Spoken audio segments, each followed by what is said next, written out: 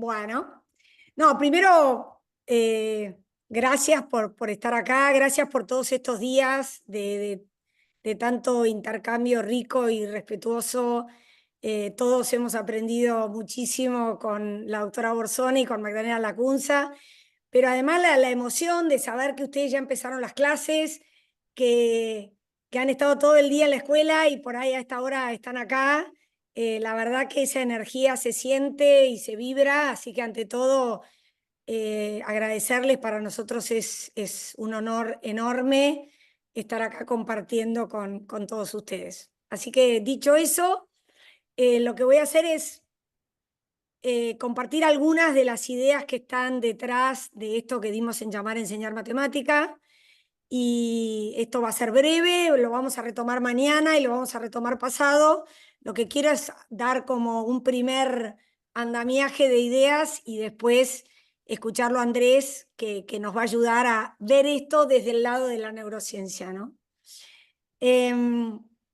Bueno, ¿qué buscamos con esto que estamos haciendo? Que los alumnos adquieran las competencias y los conocimientos matemáticos necesarios para realizar operaciones y resolver problemas, y que así logren fortalecer su trayectoria escolar primero y, por supuesto, luego acceder al mundo del conocimiento y del trabajo, ¿no?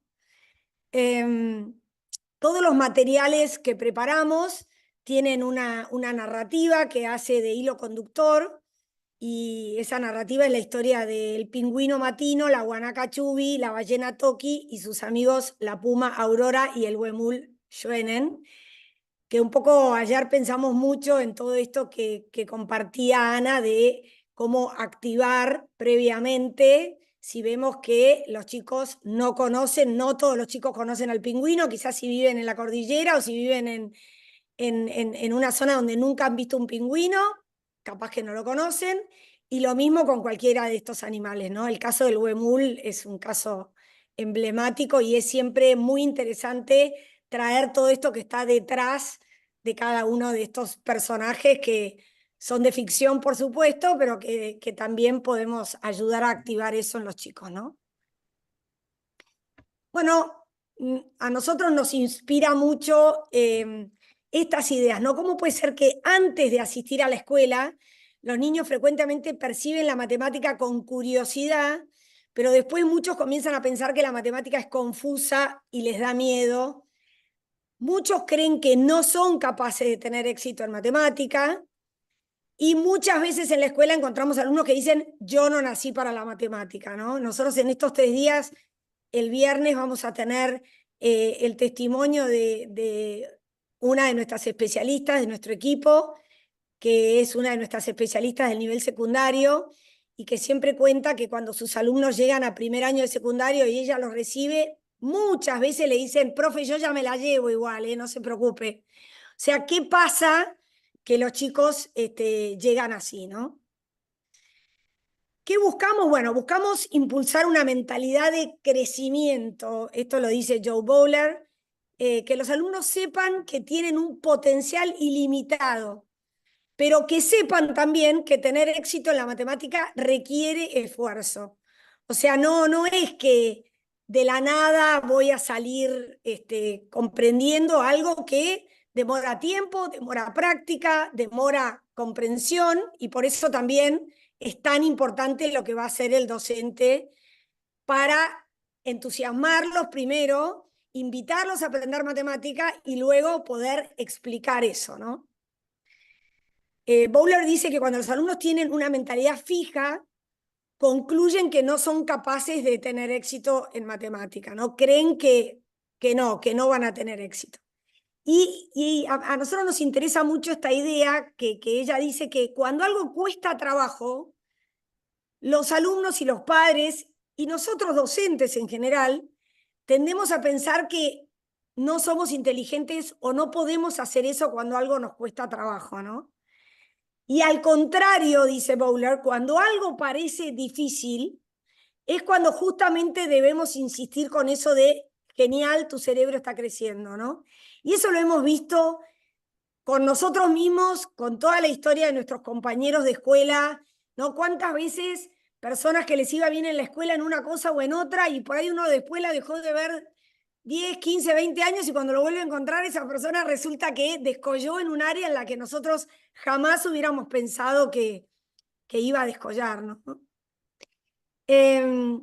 Algo muy importante de nuestros materiales y que vamos a trabajar mucho, bueno, Andrés también va a trabajar sobre esto, nosotros vamos a trabajar esta semana y vamos a trabajar mucho sobre esto en nuestros encuentros de capacitación cuando tengamos los encuentros permanentes durante el año, cuando ya los materiales estén en las aulas, es que no asociamos la matemática con la velocidad, ¿no?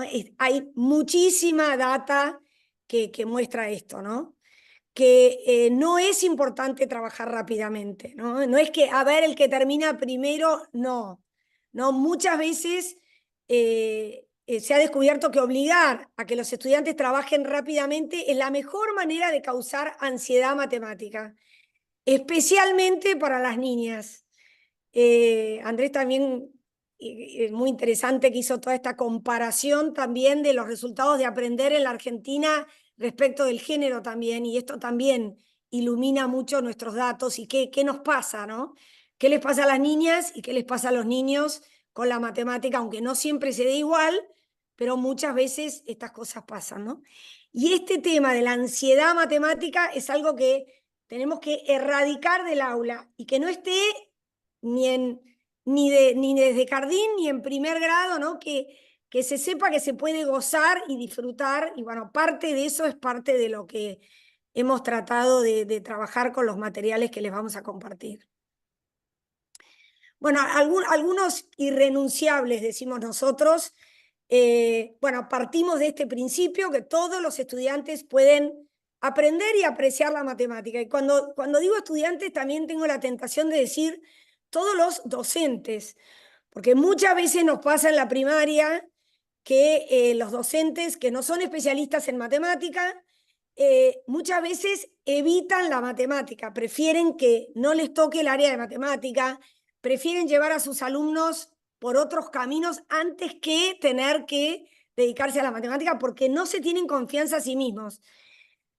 Parte también de lo que nosotros queremos hacer y de los materiales que preparamos es ayudar a los docentes a que tengan confianza. Por supuesto que los materiales los van a estar ayudando, nuestros especialistas los van a estar, los van a estar acompañando, pero que tengan la confianza, que no duden, que hayan podido preguntar, sacarse las dudas de cómo se hacen las cosas, que las consignas sean absolutamente claras para ellos, para que después puedan transmitirlo con la misma soltura, ¿no? Y bueno, después seguimos estos caminos esenciales que muestra la evidencia y que también hoy Andrés va a contar tan bien, tanto mejor que yo. El primero es hacer visibles los números con material concreto, ¿no? Trabajar mucho con material concreto en el aula. Esto no es solo para jardín, ¿no? Desechar esta idea de que esto era para jardín, sino, y que esto se puede hacer de 1000 maneras, desde las más económicas, desde las más económicas que pueden existir, como juntar tapitas, hasta nosotros también en las guías docentes vamos a compartir recortables para los docentes y en las capacitaciones lo mismo, modos, y estamos seguros que lo mismo que dijeron Ana y Magdalena en estos días, los docentes en el aula van a multiplicar estas ideas y van a mejorar los materiales hasta el infinito, ¿no? Porque el docente sabe más que nadie cuando está en su aula qué tienen en esa localidad, cómo trabajan los chicos, qué pueden usar, que por ahí a alguien no se le hubiera ocurrido que eso se podía usar como material concreto, ¿no? Después, una transición suave entre lo concreto y lo abstracto, y esto de los andamiajes visuales, ¿no? Nosotros, ahora yo les voy a mostrar algunos ejemplos de cómo creemos en la importancia de esto del andamiaje visual. Y por supuesto, mucha práctica. No le tenemos miedo a la práctica y queremos también contagiar esta idea, ¿no? Que el docente no sienta, ay, pero los voy a aburrir, ¿no? El cerebro cuando tiene un desafío al revés, se enciende, ¿no? Y muchas veces, bueno, hay modos de llevar la práctica, pero muchas veces el camino es repetir lo mismo como hemos hecho todos cuando hemos querido aprender algo, ¿no? Ni hablar cuando hemos querido aprender algo de grandes, que hay que repetirlo mucho más. Así que no le tenemos miedo a la práctica. Y bueno, después algunas claves, siempre esto, ¿no? De crear confianza, tanto en los docentes como en los alumnos. Yo incluso me atrevo a decir crear confianza en los directores, crear confianza en los supervisores. Muchas veces los directores y los supervisores, ustedes después nos dirán, no vienen del área de la matemática y también muchas veces en el secundario dejan que la matemática, bueno, se ocupe el profesor de matemática porque yo no la entiendo bien, ¿no? Dice el director. Bueno, creemos que la confianza hay que tenerla en todos los estamentos, ¿no? Así que trabajar mucho eso, trabajamos mucho eso. Después, bueno, mucha claridad en esto que llamamos enseñanza explícita, ¿no? Un docente que primero invita, presenta el contenido, presenta el objetivo de la clase, modela, y un docente que contagia pasión y entusiasmo por aprender y que logra llevar adelante una enseñanza sistemática, paso a paso, basada en secuencias planificadas, ¿no?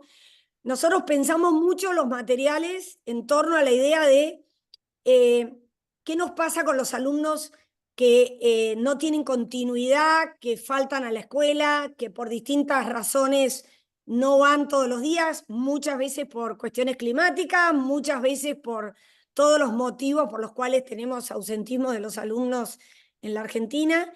Bueno, entonces, ¿cómo hacer para lograr que el material sirva para, bueno, el día que vino el alumno, aspirar por supuesto a que venga todos los días, pero que el material sirva para, bueno, empieza y termina con un concepto, con una idea clara, ¿no? Que no se vaya con la primera parte y la exploración y por ahí después 3 días no vino y después de la exploración nunca pasó. Por eso trabajamos mucho esta idea que no arrancamos con la exploración, arrancamos con la enseñanza explícita, ¿no? Bueno, después un docente que puede monitorear los avances de sus alumnos de un modo fácil, tanto en el aula como en sus cuadernillos, o sea, pensar en un docente que tiene infinitas tareas en el aula, fuera del aula, entonces que sea un material amigable para el docente, que le sea fácil darse cuenta recorriendo los bancos, estando con sus alumnos y mirando los cuadernillos qué comprendió y qué no comprendió ese alumno, ¿no? Repito, esto de materiales que proporcionan muchas oportunidades para practicar. Y después una enseñanza intensiva, ¿no? Que el docente quiera dedicarle tiempo a la matemática, ¿no? Entonces se necesita, por supuesto que alfabetización va a llevar mucho más tiempo, pero que el momento que tengamos de matemáticas sea un momento importante en la semana, ¿no? Esto es una cosa que hemos también trabajado con Lupe y con el equipo del ministerio para ver, bueno, cuánto tiempo dedicamos a esto, ¿no? Como contestó el otro día Magdalena y Ana cuando alguien le preguntaba cuánto avanzan, bueno, cuánto avanzan tiene relación con cuánto usan los materiales y pueden trabajar con los materiales, ¿no? Pero bueno, no solo dedicar tiempo, sino dedicar tiempo en un ambiente de gozo y de participación activa, ¿no? O sea, si los alumnos no participan, no se involucran, no lo hacen parte, tampoco van a tener avances, ¿no?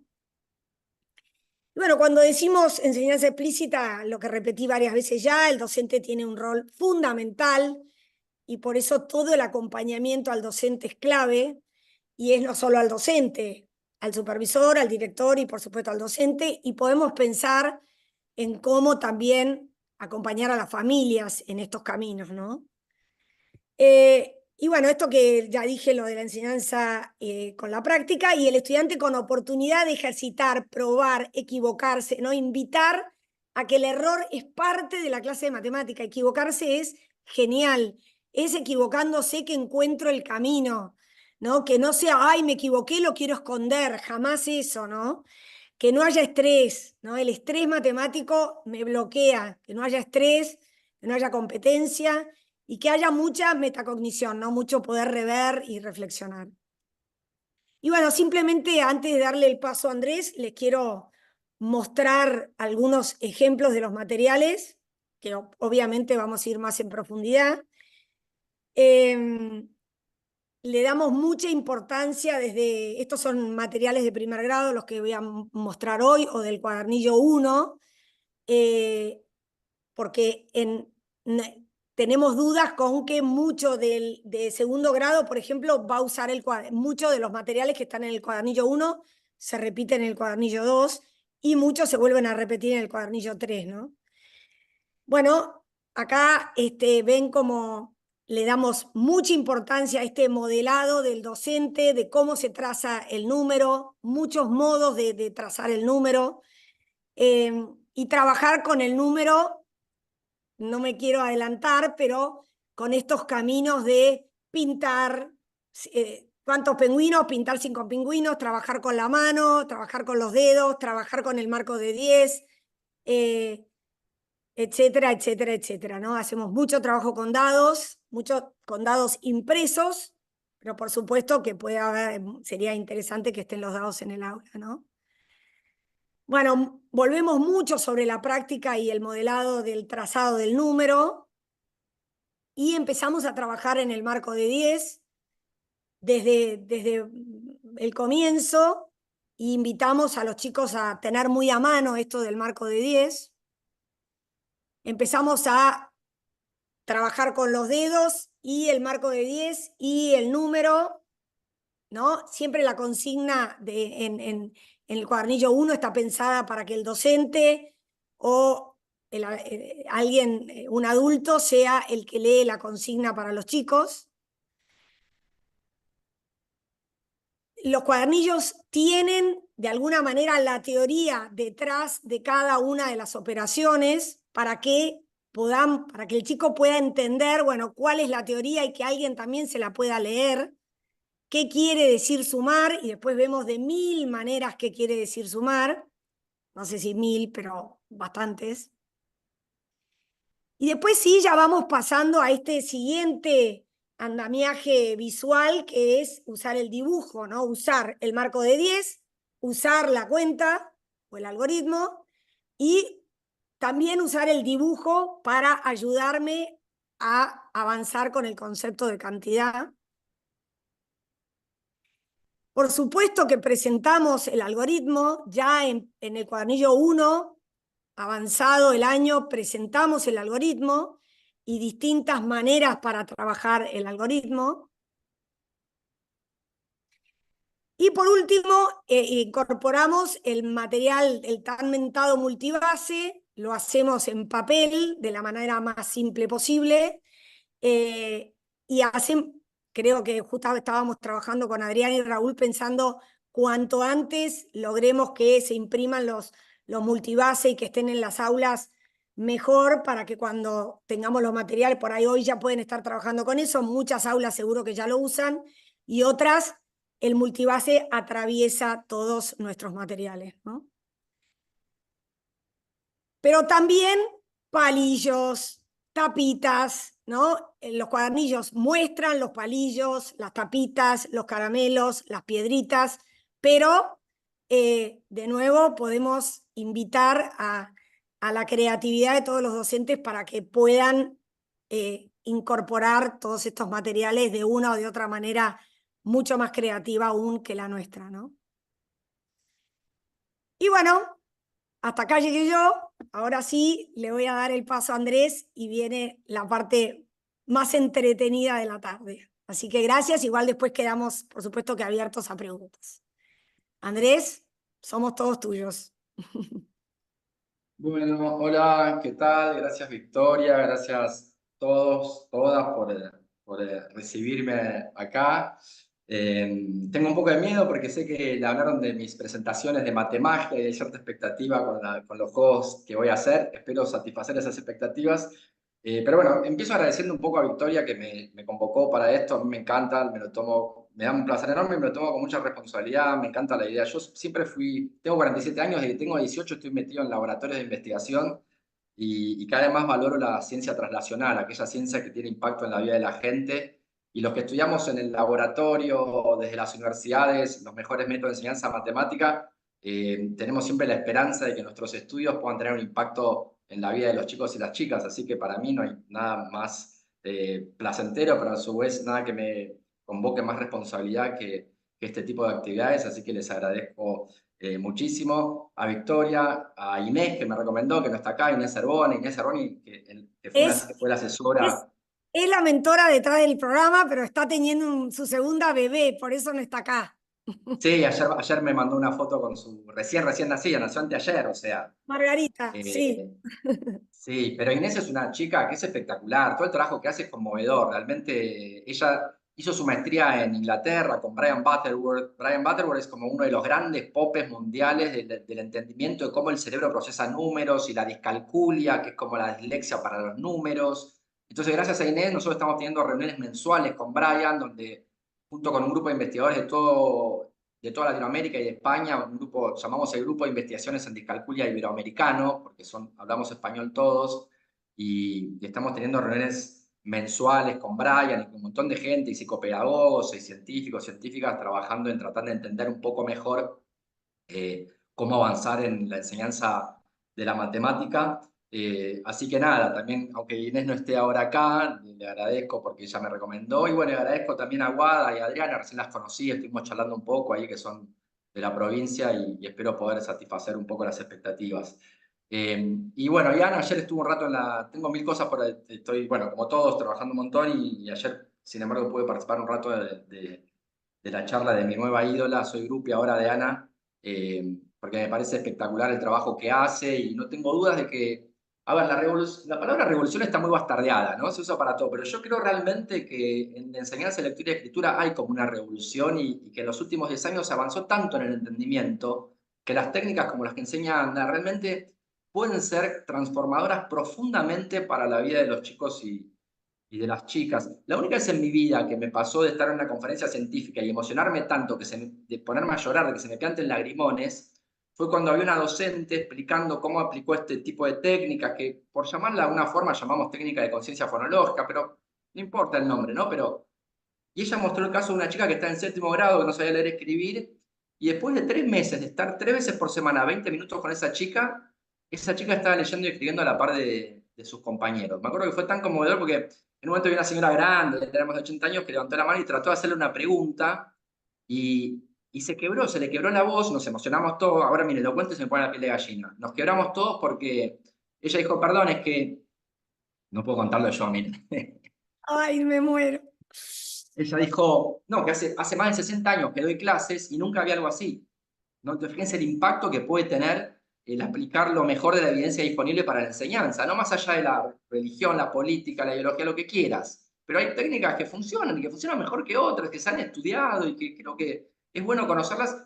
Y es bueno conocer un poco los fundamentos de por qué funciona lo que funciona, que creo que es un poco lo que estuvieron trabajando con Ana, y es un poco lo que yo quiero intentar transmitir hacia ustedes de por qué funciona esta técnica, esta metodología que han desarrollado Victoria, Inés y un equipo de gente para tratar de mejorar la enseñanza de la matemática en Chubut.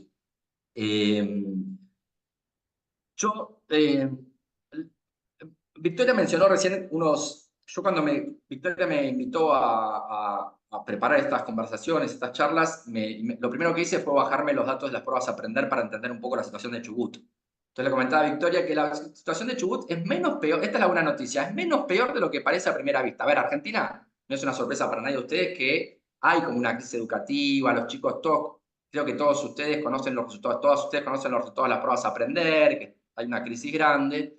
Eh, y lo que vi, comparando con otras provincias, es que Chubut no está tan mal como pareciera a primera vista, porque al parecer, por alguna razón que desconozco, los chicos y chicas que hicieron las pruebas a aprender en Chubut tienen un nivel socioeconómico menor al nivel socioeconómico de los chicos y chicas que hicieron las pruebas en provincias, en principio, en promedio más pobres, como Misiones, Jujuy, Salta o Formosa.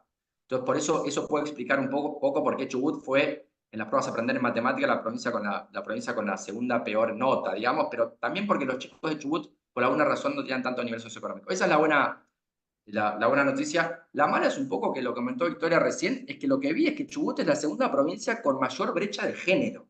Y no termino de entender bien por qué, capaz que ustedes en alguna charla que tendremos nos ayudan a entender, pero es donde la relación entre el desempeño de varones y mujeres es la segunda provincia que tiene mayor brecha.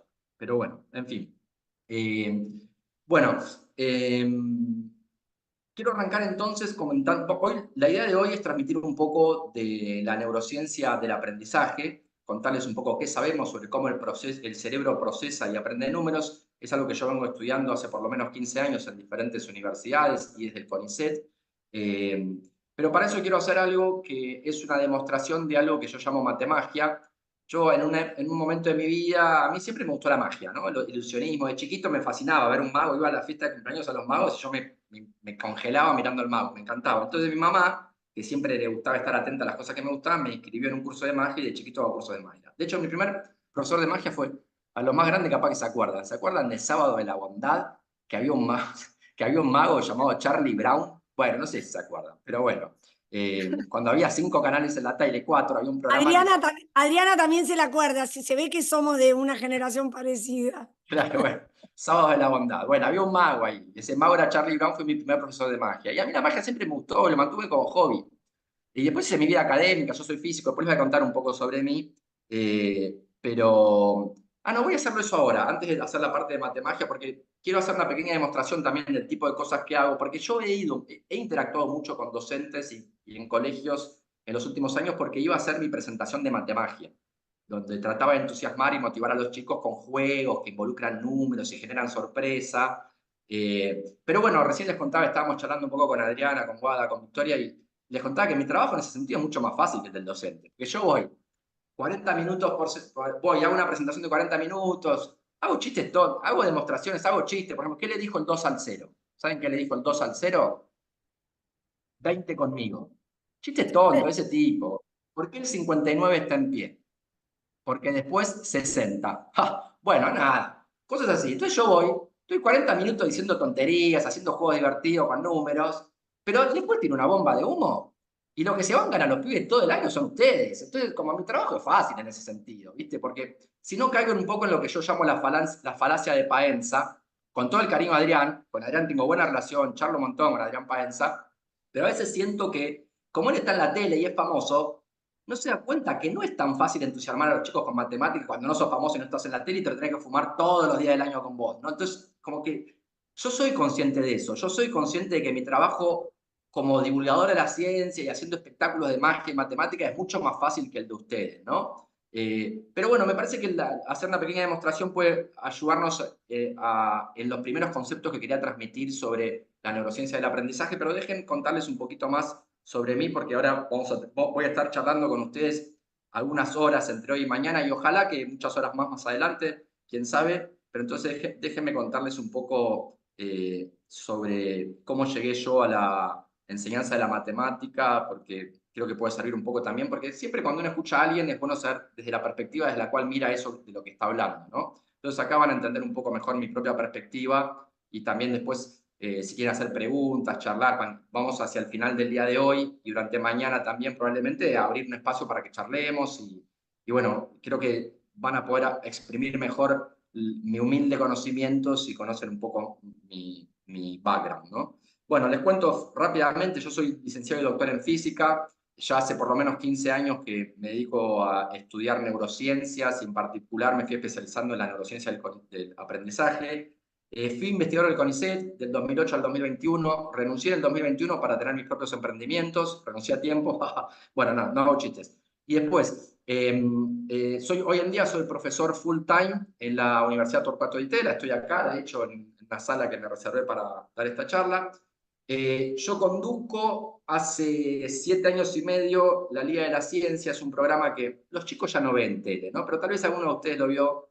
Es un programa que va todos los fines de semana por la televisión pública, donde junto con mi amiga Eugenia, que ella es bióloga, yo soy físico, hacemos informes y clases magistrales y entrevistas sobre la ciencia que se hace en todo el país. Es un poco la continuación de Científicos en Industria Argentina, cuando Adrián Paenza nos siguió con ese programa. El productor de Adrián, Claudio Martínez, había visto un espectáculo mío de matemagia, se acordó de mí y dijo, che, capaz que Andrés puede ser una buena opción para conducir un nuevo programa sobre la ciencia en Argentina. Entonces, desde el 2017 al 2023 conduje la Liga de la Ciencia junto con Eugenia.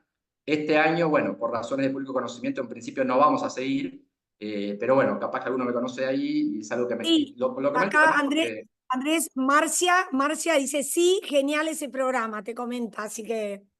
Qué bueno, qué bueno. Yo soy un militante de la comunicación de la ciencia, me encanta. Ojalá que haya más programas de comunicación de la ciencia en la tele. Creo que hay algo más allá de la... A ver, creo que el otro día hablaba con Juana que decía, para mí hay como dos componentes importantes en la transformación educativa. Uno es utilizar los métodos correctos, por supuesto, lo que explicó Ana ayer, lo que espero que vayamos explicando en los próximos días. Pero otra es una transformación cultural en la cual la sociedad como un todo empieza a valorizar la enseñanza de la lectura, la escritura y la matemática, ¿no? Que nos lo tomemos todo muy a pecho y creo que en ese sentido la comunicación de la ciencia puede tener un papel fundamental. Eh, pero bueno, soy hoy en día, además de dar clases en la Universidad Torcuato Di Tella, soy miembro del Laboratorio de Neurociencia y ya publiqué 4 libros, los que tienen más que ver con lo que...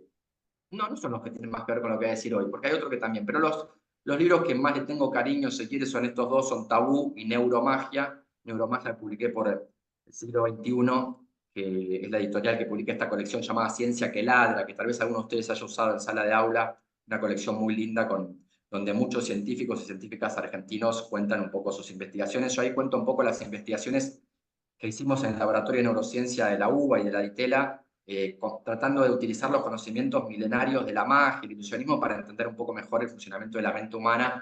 Algunos experimentos también que voy a contar hoy porque tienen que ver con cómo la mente procesa números, cómo aprendemos el concepto de número.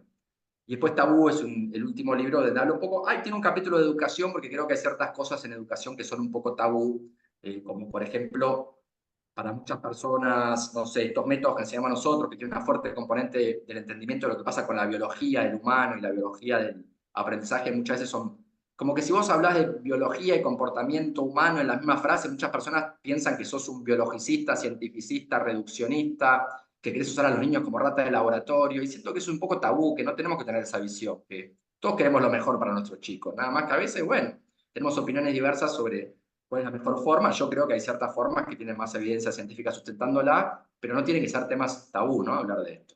En fin, estos son algunos de mis datos formales. Y bueno, mis datos más informales, y este es el último slide sobre mí, prometo, no soy tan narcisista, pero para que me conozcan un poco mejor, es que esto creo que es importante para lo que voy a comentar hoy, es que durante mucho tiempo, durante más de 7 años, hice un espectáculo llamado Matemagia, que ya comenté con ustedes. Lo hice tanto en Paseo de la Plaza como en Tecnópolis. En Tecnópolis estuve durante 5 temporadas haciendo 6 funciones por semana para un público de entre 50 y 900 en la nave de la ciencia, en un teatro gigante que tiene Tecnópolis, por si alguno fue.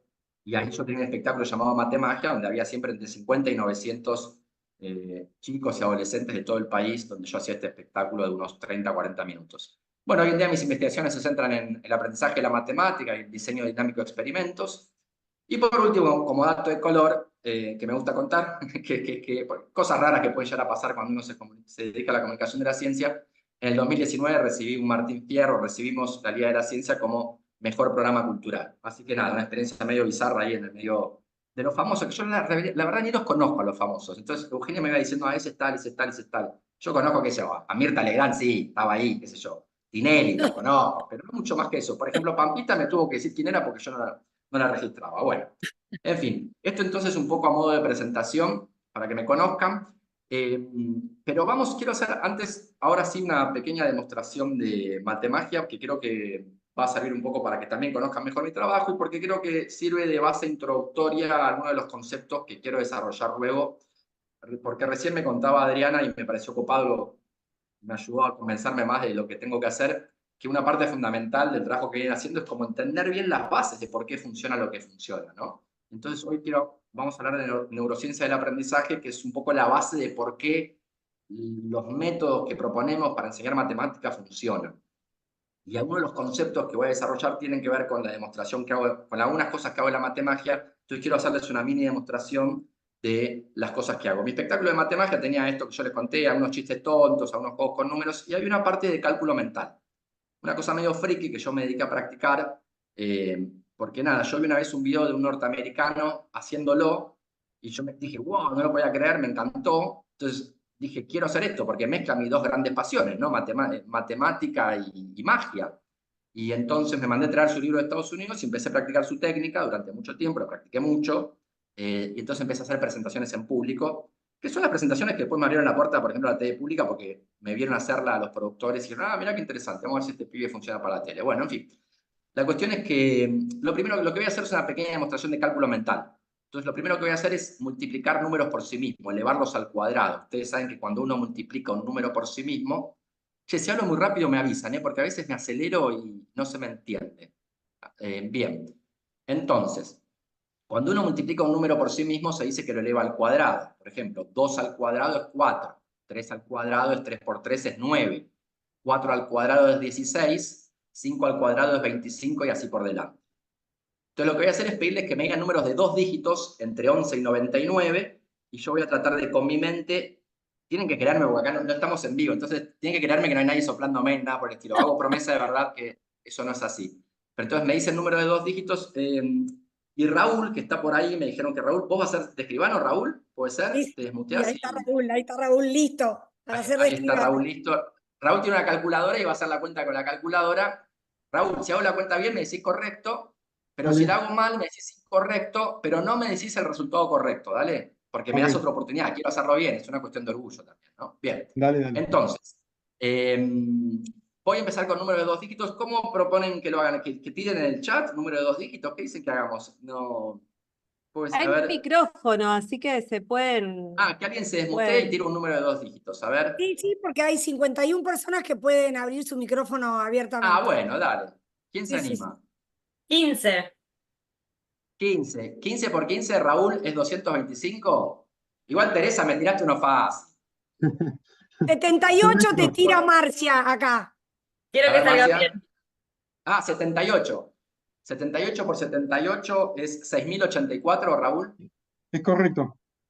Correcto, bien, perfecto. Bien, vamos con uno más de 2 dígitos. ¿Saben cómo? ¿Quieren saber cómo lo hago? Pará, uno más y después nos Uno decís. más. Bueno, uno más. Uno de 2 Ahí dígitos, a hay ver. una, ahí dicen 58, 58 58. tiraron. Tiraron ahí en el chat 58. 58 por 58 es 3364. Es correcto. Correcto. Bueno, ¿quieren saber cómo lo hago? Bueno, les cuento. Hay que estar mucho tiempo, pero mucho tiempo al pedo. Bueno, no, después les cuento, no importa. Es como... Ahora vamos a profundizar al respecto. Pero bueno, es algo que practiqué muchos años, por más que parezca friki. Después les cuento por qué, porque dicen que este friki, ¿qué le pasó, no? En la vida, ¿qué problema tuvo? No, básicamente un poco que yo sabía que con estas presentaciones iba a poder llamar la atención y hacer mis espectáculos de magia que no venían, y venían fracasando. Pero bueno, en fin, entonces, pero voy a llevar esto un poquito más allá porque sé muy bien lo que muchos o muchas de ustedes pueden estar pensando, que es que tal vez yo me lo sé de memoria, porque al final de cuentas, número de 2 dígitos al cuadrado, qué sé yo, aprenderse esa tabla de memoria no sería tan, pero tan difícil, ¿no? ¿Alguno estaba pensando si me lo sabía de memoria? ¿Puede ser? ¿Alguien está desconfiando de eso? Bueno, siempre hay algún desconfiado, bien. Bueno, pero por las dudas, por si lo estaban pensando, lo que voy a hacer es llevar esto un poquito más allá y voy a multiplicar por sí mismo un número de 3 dígitos. Sería imposible aprenderse esa tabla de memoria, ¿verdad? Si lo hubiera hecho, sería medio friki. Bueno, esto también es friki, pero es otro tipo de friquidad. Bueno, Raúl, de nuevo, mirá que esto ya es más difícil y entonces, si me equivoco, no me digas el resultado correcto, dame otra oportunidad, lo quiero hacer bien, es una cuestión de orgullo. Dale, a ver, Dale. ¿quién tira el número de 3 dígitos? ¿Puede desmutear o acá el chat puede ser? Acá, Julieta te tiró 789. 789, sí. Bien, 789. 789 por 789 es igual a 622.521. Incorrecto. ¿Incorrecto? ¿Quién lo dijo? Perdón, lo dijo Julieta. Te vas del Zoom, Julieta. Va, de nuevo. 789 por 789, espera, 616.622. 622.521. Es correcto. ¿Correcto? Ah, bien, ¿había dicho otra cosa? Sí. ¿Qué había? Ah, bueno, perfecto, bien, bueno, buenísimo, buenísimo. Bien, vamos para el próximo. Para 177 mí dicen el acá, primero, para mí 177. el primero estaba bien, ¿eh? Yo Pero capaz que entendí lo tu escuché Ah, mal. resultado. Capaz que lo Yo escuché entendí mal. tu resultado. Es como que es que justo se... soy más preciso que Raúl con la calculadora. No, no, es que A se mí, cortó, yo había, es como si hubiera yo, cortado un cachito el audio y como que un no, número se entendió Ah, mal. bueno, ok, a mí me había me dado, asusté yo más. entendí eso, yo entendí que estaba bien. No, Yo es para también, creer un Ok. poco. Me gusta que Adriana sea desconfiada y esté chequeando, ¿viste? Ella dijo que lo haga Raúl, pero por las dudas, ¿viste? Tiki, tiki. Bueno, Está muy bien, hay que ser riguroso. Bien. Bueno, 177. 177 por 177 es 31.329. Es correcto. Bien, perfecto. Y 837 por 837 es igual a... Este es difícil, va, 837 por 837 es 697. 700.569. Es correcto. Me costó, bien, perfecto, bueno. Bueno, gracias, se escuchan los aplausos que vienen desde Chubut, gracias, bueno. Pero voy a llevar esto un poquito... Gracias. Voy a llevar esto un poquito más allá, porque sé muy bien lo que están pensando algunos y pueden estar pensando, nah, no puede ser, no se puede hacer cuentas tan rápido, hay algo raro, este tipo está haciendo algún tipo de trampa, y realmente no es eso. Acá es la parte donde me pongo serio, cuando hay chicos sobre todo también, y es para decirles que es algo que practiqué muchos años, y por eso lo puedo hacer a esta velocidad, pero... Y después les cuento cómo lo hago, no tengo problema y cómo hay que practicarlo. No es una magia en el sentido que tengo un secreto que no puedo contar. Por el contrario, me encanta contar el secreto de cómo lo hago porque, entre otras cosas, se involucra entender matemática y practicar mucha cola en la silla. Pero para los que aún dudan que tal vez estoy haciendo algún tipo de trampa, lo que voy a hacer es multiplicar por sí mismo un número en voz alta, para que escuchen que realmente estoy haciendo la cuenta. Y lo voy a hacer con un número de 4 dígitos. ¡Oh! ¿Se escucha la sorpresa espontánea? Bien. Pero hago 2 aclaraciones antes de hacer este. Este es como en la parte final, este es como mi triple salto mortal y me puede salir mal, pero recuerden que cualquier cosa hago la cuenta de nuevo. Bien, acá es donde me pongo un poco nervioso porque realmente a veces me sale mal porque es difícil. Bueno, entonces, les hago 2 aclaraciones. En primer lugar, no van a entender todo mi razonamiento. Lo voy a hacer en voz alta, pero no van a entender todo mi razonamiento. Porque allí donde pueda simplificar la cuenta, la voy a simplificar. Después igual no tengo problemas, no hoy, porque no es el objetivo de hoy, pero los que quieran después escribirme, yo tengo una serie de videos donde explico cómo hacerlo. Y yo se los mando. Es más, si quieren googlearlo, es tutorial Moravec. Bueno, después se los pasamos, en cualquier caso, Victoria, pero digamos, Sí, sí, sí. pero bueno, hay formas de simplificar las cuentas y en algunos casos, diferentes formas, y yo aplico esos métodos. Entonces, no van a entender del todo lo que estoy razonando, pero bueno, lo importante es que vean que estoy haciendo un razonamiento. Y en segundo lugar, les aclaro que en el medio de mi razonamiento van a escuchar unas palabras sueltas. Y esas palabras sueltas no son porque me estoy volviendo loco, por lo menos no son una prueba de eso, sino que yo divido la cuenta en 2 partes. Y para acordarme la primera parte de la cuenta, lo que hago es transformar esos números a palabras a través de una regla, porque las palabras son más fáciles de recordar que los números. ¿Y por qué las palabras son más fáciles de recordar que los números? Porque con las palabras puedo formar imágenes visuales. Y esto es un concepto fundamental que nosotros vamos a ver y que está muy en la base de la técnica de enseñanza de la matemática, que yo creo que son más efectivas, que utiliza mucho lo visual. Está esta transición, como decía Victoria, de lo concreto al abstracto, pero con un andamiaje visual importante. Y ese andamiaje visual tiene que ver con estas técnicas de memorización que son milenarias. Desde los griegos se conocen técnicas de memoria. El primero en inventar una técnica de memoria, y está bien registrada, fue el poeta griego Simónides de Ceos. Está bien registrada todas las circunstancias. Un día lo podría contar porque es una anécdota muy impresionante, pero no viene al caso tanto hoy. Pero son técnicas que se conocen desde los griegos y que llegan hasta el día de hoy. Todas las técnicas, todas las mnemotecnias que se conocen, se basan en el mismo principio descubierto por Simónides de Ceos hace más de 2500 años, y es el principio de que nuestro cerebro está especialmente preparado, entre comillas, adaptado por la evolución para procesar y recordar imágenes visuales. Entonces, si bien todo aprendizaje multimodal es el aprendizaje óptimo a través de muchos de los sentidos, el sentido visual es especialmente importante en el aprendizaje. Ayer Ana les decía que en los cuentos uno cuando va leyendo un cuento se va formando, aunque uno no quiera, se va formando imágenes visuales, ¿no? No sé si Ana hizo este juego, yo lo hago siempre. Yo les digo, por favor, no se imaginen un oso polar blanco. No se imaginen un oso polar blanco, no lo hagan. Bueno, ya está, ya lo hicieron. No lo pueden evitar. Porque vos vas leyendo o escuchando cosas y tu cerebro automáticamente va codificando esa información y parte de esa codificación es visual.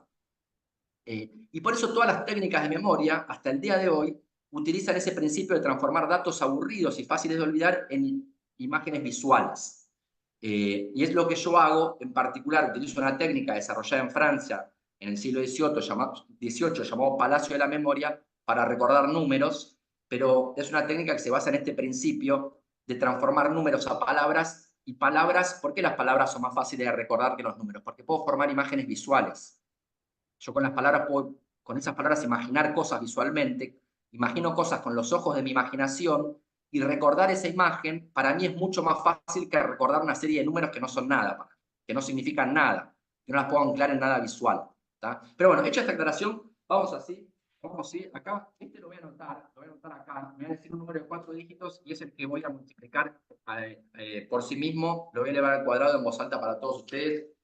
Me puedo equivocar, vamos a ver si me sale. ¿Quién me dice? A ver, Victoria, ¿querés elegir algún número que tiren ahí o que alguien diga un número y lo anoto Sí, a acá? ver si alguien abre el micrófono y se anima a decir, o si no, el que quiera lo pone por acá, a ver. Verónica, me parecía que vos ibas a decir un número, ¿o estoy equivocada? Bien. Acá dijeron 4.238. 4.238. Correcto. Bien, va, voy a arrancar. 4.238, 4.238, 4.238 caro más 4.000 por 4.476. 4.476 es igual a 16.600.000, 16.880.000, 16.880.000, 16.904.000. 16 millones seguro, empieza con 16 millones y 904 me lo guardo como parra, oca, parra, oca, parra, oca, parra, oca. No me puedo olvidar esas palabras. Parra, oca, parra, oca, parra, oca. Empieza con 16 millones, ¿verdad, Raúl? ¿Hasta acá voy bien? ¿Empieza con 16 millones? 16 millones, parra, oca, parra. No, perdón, 17 Es millones, correcto. 17 millones. Perdón, no, 17 millones, 17 millones. Sí, perdón.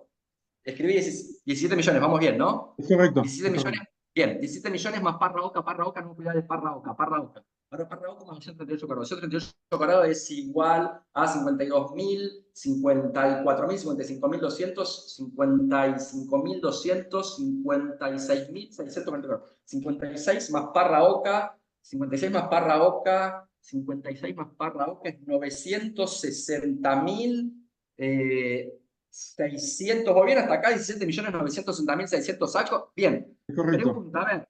Acá suenan los redoblantes y todo eso que hoy no tenemos la producción. Pero bueno. Pregunta. El resultado final, Raúl, es 17.960.644. Sí, correcto. Bien. Es correcto. Bueno, aplausos. Bueno, muchas gracias, muchas gracias. Bueno, en fin. Nada, me gusta hacer un poco estos juegos porque hay varios de los conceptos que voy a contarles que tienen que ver con esto que acaban de ver, el tema de lo visual, de cómo procesamos los números y todo eso.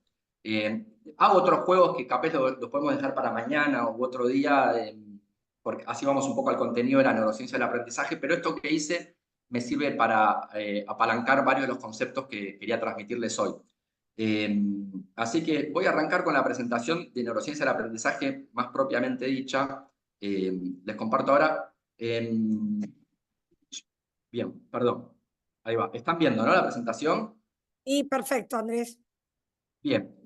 Bien. Entonces, quiero contarles un poco también nuestras investigaciones y cómo nosotros llegamos a entender buena parte de lo que hoy en día nuestro laboratorio trabaja en aprendizaje de la matemática. Porque a mí lo que me pasó fue que cuando empecé a hacer este tipo de presentaciones, yo insisto mucho frente a los chicos y a las chicas que lo que hago es cuestión de motivación. Claro, capaz que tuve alguna facilidad, pero es algo que todos, con suficiente esfuerzo, todos pueden aprender. No vas a tener la motivación de ponerte a practicar esto, porque la verdad es que yo siempre hago el chiste de, ¿saben para qué sirve esto? Yo digo, no, para nada, es una gracia inútil. No, porque nada, en la vida cotidiana no andás elevando números de 3 dígitos separados por la vida. Entonces hay que tener cierta motivación para hacerlo. Y si bien es verdad que algunas personas podemos tener mayor o menor facilidad, todas las personas que entrenan lo suficiente pueden llegar a niveles de cálculo mental que parecen propios de un prodigio para quienes no conocen las técnicas y el esfuerzo que hubo por detrás, ¿no? Entonces, yo hacía esto mucho, como les conté, estuve muchos años en Tecnópolis haciendo presentaciones, y sin embargo, la gente se me acercaba después del espectáculo, y yo, a pesar de que yo insistía mucho en el propio espectáculo, que no había nada yo no tenía ningún cerebro especial, ninguna genética especial, pero había conocido técnicas y practicado durante años. Para que se den una idea, yo practiqué para poder hacer cuentas a esta velocidad unos 6 años, 1 hora por día, 5 días por semana. Cola en la silla, 1 hora por día, seguido, 6 días por semana, muchos años, ¿no? Es algo que lleva su esfuerzo, por supuesto. Pero mucha gente me decía, no, yo jamás podría hacer eso, ni en pedo, vos tenés algo raro, vos estás re loco. Y entonces yo dije, no, pero ¿por qué la gente cree esto? ¿De dónde viene este mito de que hay locos que son geniales en matemática y hay un montón de gente a la cual la matemática le está vedada para siempre? Un poco lo que decía Victoria en su presentación de la frase tan escuchada y tan dañina para los chicos y las chicas de yo no nací para la matemática, ¿no? Es como si yo no nací para la lectura y la escritura. No, nadie no nació para la lectura y la escritura. Todos podemos aprender a leer y escribir, y si hay un chico o una chica que no ha aprendido es porque hubo un derecho que no ha sido ejercido, ¿no? Que es el derecho a aprender a leer y escribir. Y creo que con la matemática pasa algo muy parecido, pero me intrigó mucho de dónde venía este mito, entonces me puse a investigar en la literatura científica y descubrí que inclusive muchos científicos a veces se encargaron de alimentar este mito.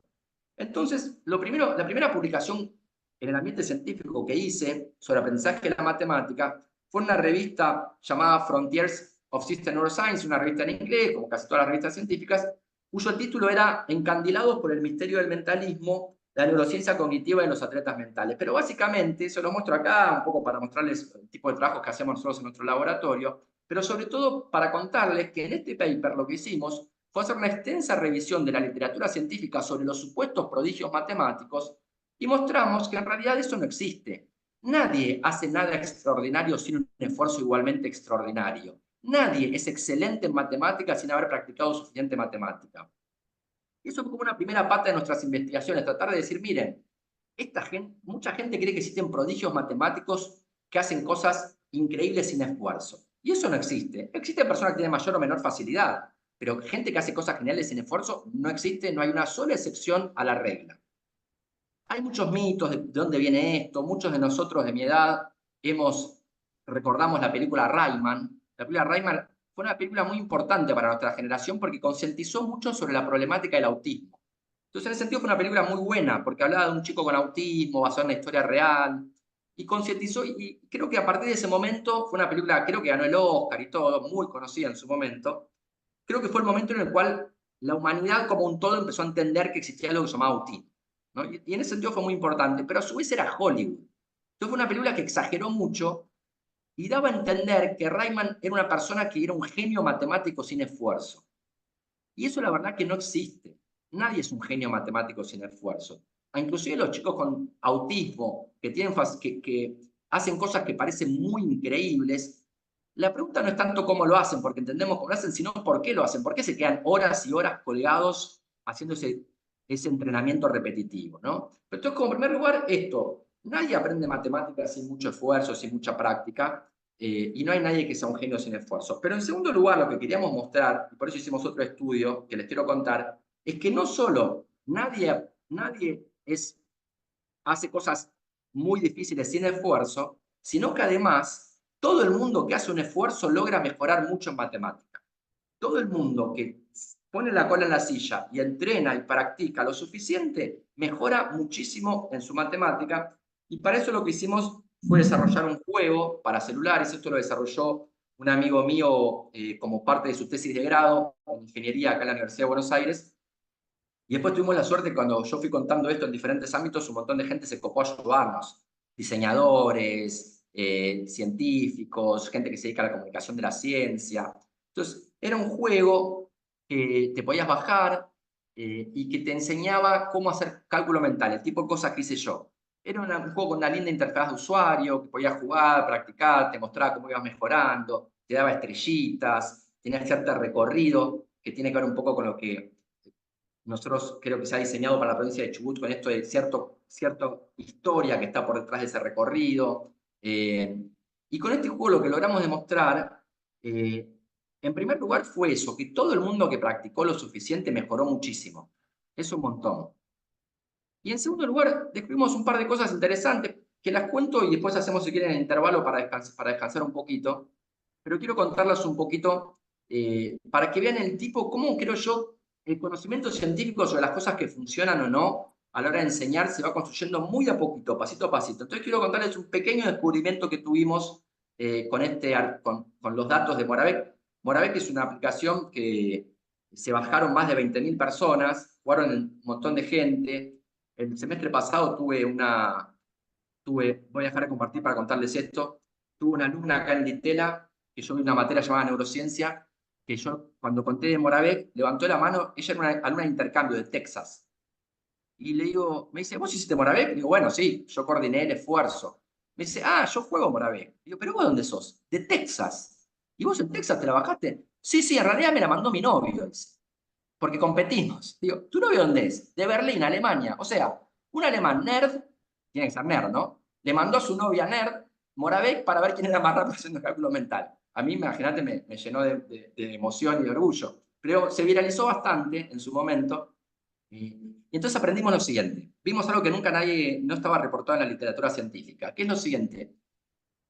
Si vos medís con suficiente precisión cuánto tardan las personas en responder a las tablas de multiplicar, vemos una pequeña diferencia en lo siguiente. Las personas no son en promedio igual de rápidas en responder 7 por 3 que responder 3 por 7. Por dar un ejemplo, quiero decir, si bien sabemos todos que la multiplicación es conmutativa, parece ser que al cerebro una de las cosas le cuesta un poquito menos procesarlo y lo responde un poquito más rápido si el mayor de los factores está antes o después. Muy poquito, hay que medirlo con suficiente precisión porque la diferencia en los tiempos de respuesta promedio a 3 por 7 y a 7 por 3 era una diferencia de 50 milisegundos, una 20ª parte de segundo, ¿no? Entonces, les quiero preguntar, lo hago a modo de trivia que es más divertido. ¿Qué piensan ustedes? ¿Que la gente responde más rápido cuando el mayor de los factores está antes, 7 por 3, o cuando el menor de los factores está antes, 3 por 7? Yo En diría que general. el menor está antes, pero a ver qué dicen los demás. Cuando el menor ¿Qué dicen? está antes. ¿Eh? Cuando el menor está antes, sí. El Yo Nadie creo dice que al cuando... revés. Yo creo que al Al revés. revés. Cuando el mayor está adelante. 7 con Está 7 dividido. por 3. Me gusta que Más esté que 3 dividido. por Me gusta que 7. esté dividido. Acá Bueno, les cuento el Lorena, resultado. Lorena dice el mayor, Adriana Sí. dice el menor, Anaí dice el mayor, Está bien, está Menor, dividido, está dividido. Está bien, está bien. Valeria dice el mayor, Bien, bueno, menor, les cuento el menor. resultado. Pamela dice el menor, Ok. chan, chan. Bueno, les cuento el resultado. Después podemos debatirlo. Me encanta hablar de por qué. No estoy del todo seguro por qué. Yo les cuento el resultado y algún día con más tiempo podríamos tratar de charlar de por qué. Pero el resultado, y esto después lo repetimos en Francia y en Estados Unidos y nos dio lo mismo, es que cuando el mayor de los factores está antes es un poco más fácil, responden un poco más rápido. 7 por 3 es un poco más rápido que 3 por 7. Mi hipótesis tiene que ver con que 7 más 7 más 7 es más rápido que 3 más 3 más 3 más 3 más 3 más 3 más. Pero bueno, es debatible, podríamos charlarlo un montón. Pero eso es una pequeña cosita que ven. Y lo último que les cuento y hacemos el intervalo, el recreo. Hay 4 operaciones de la tabla de multiplicar que tienen al hecho de que no responden igual de rápido 7 por 3 que 3 por 7, llamamos el efecto del orden, porque dependiendo del orden en que pregunte la multiplicación, el tiempo de respuesta puede cambiar un poquito. Hay 4 operaciones de la tabla de multiplicar que tienen un efecto del orden mucho más grande, no de 50 milisegundos, que es una 20ª parte de segundo, sino de 300 milisegundos, que es un montón, un tercio de segundo. O sea, hay 4 operaciones de la tabla de multiplicar que si yo pregunto en un orden, las personas responden mucho más rápido en promedio que si responden en otro orden. La pregunta que les hago, ¿se animan a tratar de adivinar cuáles son esas 4 y qué tienen de común? Porque si les voy a decir la respuesta y van a decir, ah, claro, qué tontería. Pero quiero que vean un poco, cuando yo lo vi, empecé a analizar los datos y lo vi, yo no entendía qué estaba pasando. Y después lo entendí, creo, pero bueno, quiero que sientan un poco esa intriga que sentía yo de qué está pasando. ¿Ustedes piensan que puede estar pasando? Bueno, ¿qué tienen esas 4 operaciones en común? Que tienen un efecto del orden muy grande. ¿Alguien se anima? ¿Qué piensan que puede ser? Levantó la mano Mauricio. Mauricio, por ejemplo, ¿qué decís que puede ser? ¿Alguna hipótesis? Igual no se preocupe, si no le sale, a mí no me salió, tardé días y días de discusión para darme cuenta de qué era, ¿eh? Digo, pero bueno, me gusta hacerlo en modo de trivia porque es divertido. Bueno, A ver, les espera doy que la respuesta. ahí a ver si Mauricio, a ver si puede hablar.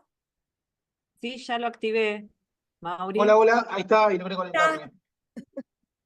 Para mí, humildemente, puede ser que contenga el número 7, porque a mí la tabla de 7 fue la que más se me complicó para preguntar. La tiro. Mauricio, no, a ver, Igual lo que decimos de la tabla del 7 está muy bien. Es la tabla de las más difíciles. Eso es universal. De hecho, ¿sabes, Mauricio, cuál es la...? Hay algo que es universal. En China, en Estados Unidos, en Argentina, en Brasil, en la Antártida vas y hay una operación de la tabla que a todos les cuesta más, que es 7 por 8. 7 por En todas 8. partes del mundo eso es lo más difícil. Y hay un error muy común, porque no se equivocan de cualquier forma. Lo loco de la tabla de multiplicar es que las personas se equivocan y dan una respuesta que es otra respuesta de la tabla de multiplicar. En el caso de 7 por 8, el error más común es decir 54. 7 por 8 es 56, para los que no recuerdan. Pero 7 por 8, 54, es un error muy común porque 6 por 9 es 54. O sea, 54 es un número de la tabla de multiplicar. Entonces nadie dice 7 por 8, 55 o 57, sino que se equivocan por otro número de la tabla de multiplicar. Y eso, Mauricio, tiene que ver con que la tabla del 7 y el 8 son las más difíciles. Las tablas más... Cuanto más grande es el número, más difícil es la tabla. Con este criterio, la más difícil debería ser la tabla del 9. Pero la tabla del 9 no es la más difícil porque tiene un truco, que es multiplicar por 10 y después restar 1, ¿no? Claro. Entonces, cuando vos medís cuáles son las más difíciles, debería ser la del 9, porque es la más grande, pero como tiene un truco, puede ser la del 8, pero el 8 tiene cierto truco porque es por 4 por 2, y termina siendo la del 7 la más difícil. Como decís vos, Mauricio, vos lo notaste bien, y hay toda una literatura que eso es cross-cultural. Quiero decir, eso pasa acá, en China y en cualquier parte del mundo. Pero no es eso lo que explica que haya 4 operaciones en la tabla que tengan un mayor efecto del orden. Igual fue como un tanteo que podría haber sido, ¿eh? O sea, yo también la pensé por ese lado, tendría que ver con la dificultad. Bueno, pero le doy la respuesta, así no vamos a tomar un café. Bueno, la respuesta es la siguiente, es que son las 4 operaciones de la tabla de multiplicar que tienen rima en un orden, pero no en otro. 6 por 4, 24 rima, pero 4 por 6, 24 no rima. 7 por 5, 35 rima, 9 por 5, 45 rima, y 6 por 8, 48, el taradata abrocho, también rima. Entonces, si vos a los chicos y a las chicas les preguntás en el orden que tiene rima, les facilitás la memorización. ¿No? También, es una tontería, esto no va a revolucionar la matemática, pero me gusta un poco como ejemplo de cómo cuando uno investiga estas cosas, a veces uno se excita por un pequeño descubrimiento que es un épsilon al lado de lo que tenemos que tratar de entender, ¿no? Pero bueno, así creo que un poco avanza en general el conocimiento científico, ¿no? Y por eso quería compartir con ustedes este pequeño resultado, del cual estoy bastante orgulloso, porque muchos psicopedagogos, cuando yo digo esto, después van y cuando le enseñan a sus chicos la tabla de multiplicar, usan la facilidad del orden rimado para ayudar a la memorización de la tabla, que bueno, que la verdad que para aprender matemática en algún momento hay que memorizarlo, ¿no? Pero bueno, hacemos el intervalo acá, Victoria, ¿te parece? Hacemos el intervalo, obviamente que esto lo hacemos en nuestro cuadernillo 3, y no sé si Adriana quería hacer un comentario antes de irnos al recreo. Adriana, que vi que levantaste la mano. No, pero tenía que ver que yo había pensado en 7 por 8 como el más difícil de todos los productos que, digamos, a lo largo de tantos años de enseñar las tablas de multiplicar, ¿no? O sea, ese sí lo había enganchado. Claro. Y el de las rimas me daba cuenta, por eso en algún momento también empezamos a usar como ritmos para llegar a las tablas, en función del factor que multiplicaba. Entonces, Claro. Tú sabes que en China, donde los son... sonoros, ¿no? Ritmos En sonoros. China aprenden las tablas de multiplicar en verso, en forma de verso. En verso, sí. Sí. Y hay algo interesante en China también respecto a eso. No sabemos del todo todavía por qué a los orientales les va tan mejor que a los occidentales en matemática básica, en los niños y las niñas. Sí. Probablemente hay muchos factores involucrados, pero uno que parece relevante también es que el lenguaje es mucho más transparente. Por ejemplo, en mandarín, en chino, 11, no se dice 11, se dice 10 y 1. 10 y 1, 10 y 2, 10 y 3, 10 y 4. Entonces es mucho más transparente el lenguaje, lo que facilita mucho el aprendizaje. Porque a nosotros nos parece una tontería, bueno, 11 o 10 y 1 es lo mismo. No, para un chico chiquito, es tener que rememorizar esas irregularidades del lenguaje junto a entender el concepto, ¿no? Bueno, era una de las cosas que yo digo, que los números del 11 al 15 tienen nombre propio, que no vienen con la regularidad de los 10 y de los 20 y de los 30. Y ahí como que se arma un gran lío también cuando los niños tienen que memorizar esas cantidades, que encima están muy enseguida cuando se empieza la enseñanza del alfabeto, de los números, ¿no? Entonces que ahí también hay una dificultad porque no hay manera de relacionarlo como con nada, tiene que sostenerse desde la memoria, necesariamente. Sí. Bueno, un placer. Bueno, Seguimos. ¿Cuánto hacemos intervalo? Y si querés hacemos hasta las y cuarto y 16 y estamos de vuelta, ¿te parece bien, Lupe? 5 minutos, Sí, ¿no es muy sí. poquito? ¿Eh? No, ¿Está no, bien? no, y Bueno, bueno, 20, y 20, y 20, y yo digo 10 20. minutos. No, no, no, miré mal, Anda miré por tu mal. café, Andrés, anda por tu Y café. 20, Ahí y en el 20 Necesito un plan, café, porque y necesito un 20. café. y 20. Dale, Un abrazo. Bueno, y 20 puntual, puntual. listo. Sí, sí, sí, Sí, sí. sí. Para terminar de contarles un poco, nuestras investigaciones y por qué cuando yo digo que todos podemos aprender matemática, realmente lo hago con una convicción grande, fruto de quien estudió el asunto durante años. Porque realmente a mí me da mucha curiosidad de dónde venía este mito de que hay personas que tienen un cerebro especial para aprender matemáticas sin esfuerzo y otros que no nacieron para la matemática. Entonces, un poco mis esfuerzos de muchos años tienen que ver con entender de dónde viene el mito y tratar de demostrar que eso no es así, que cualquier persona, por más que tenga dificultades, inclusive una persona con discalculia, ¿no? Como yo tengo dislexia, pero con el apoyo familiar y otras técnicas logré salir adelante, creo que lo mismo pasa inclusive con los chicos y chicas que tienen mucho problema con aprendizaje de matemática, ¿no? Las personas con discalculia, que es como dislexia con una. Inclusive ellos, creo que si los identificamos y con las herramientas correctas, pueden llegar a niveles de matemática que es el necesario y suficiente para llevar una vida adecuada, ¿no? Pero bueno, por las últimas cosas que les cuento, con esta aplicación Moravec, que ustedes también ya la están viendo, ¿no? ¿Ven la pantalla de Moravec? Sí, ¿no? Sí, sí, Sí, bien. perfecto. Bueno, con esto nosotros, como les decía, nosotros publicamos un par de artículos científicos. En este artículo fue publicado en una revista también importante, Neurociencia. En este es el artículo donde publicamos por primera vez este descubrimiento de que el orden de los factores a veces importa a la hora de facilitar la cuenta, y sobre todo también publicamos el descubrimiento de que a veces si preguntás en el orden rimado es más fácil la memorización. Y además, bueno, mostramos que y esto es algo que ojalá más adelante quién sabe, con la gente de Chubut o a quien podamos convencer, nosotros creo que esto demuestra también la utilidad de los dispositivos celulares para el aprendizaje, que hacen cosas horribles porque nos distraen a los alumnos, están en TikTok, la atención se les va al bombo, pero también, bueno, es una herramienta, capaz que utilizándolos bien pueden ayudar al aprendizaje. Nosotros mostramos que con Moravec con esta aplicación logramos reproducir los resultados acumulados durante 30 años de investigación en laboratorio sobre cómo el cerebro procesa los números, con 2 o 3 semanas de toma de datos mediante estos dispositivos maravillosos que nos permiten entender un poco mejor cómo la gente aprende. Y nosotros no solo publicamos este artículo, sino que el año pasado publicamos otro artículo con un alumno mío de doctorado, con los resultados de Moravec, y mostramos algo, se lo cuento más a modo de anécdota y para reforzar esta idea de que hay mucho por avanzar y mucho que podríamos hacer si tenemos esta óptica más científica a la hora de entender cómo aprende la gente. Acá vimos algo interesante, lo descubrió mi alumno analizando los datos de Moravec. Tenemos millones de cuentas hechas por miles de personas, y analizando los datos se dio cuenta que, acá me gustaría hacerlo en forma de trivia de nuevo, pero tengo miedo, me gusta hacer las cosas en forma de trivia, a veces me atraso, pero hay una gran pregunta en la literatura científica que tal vez algunos de ustedes tienen intuiciones al respecto, que es si los zurdos o diestros o ambidiestros tienen mayor o menor dificultad para la matemática.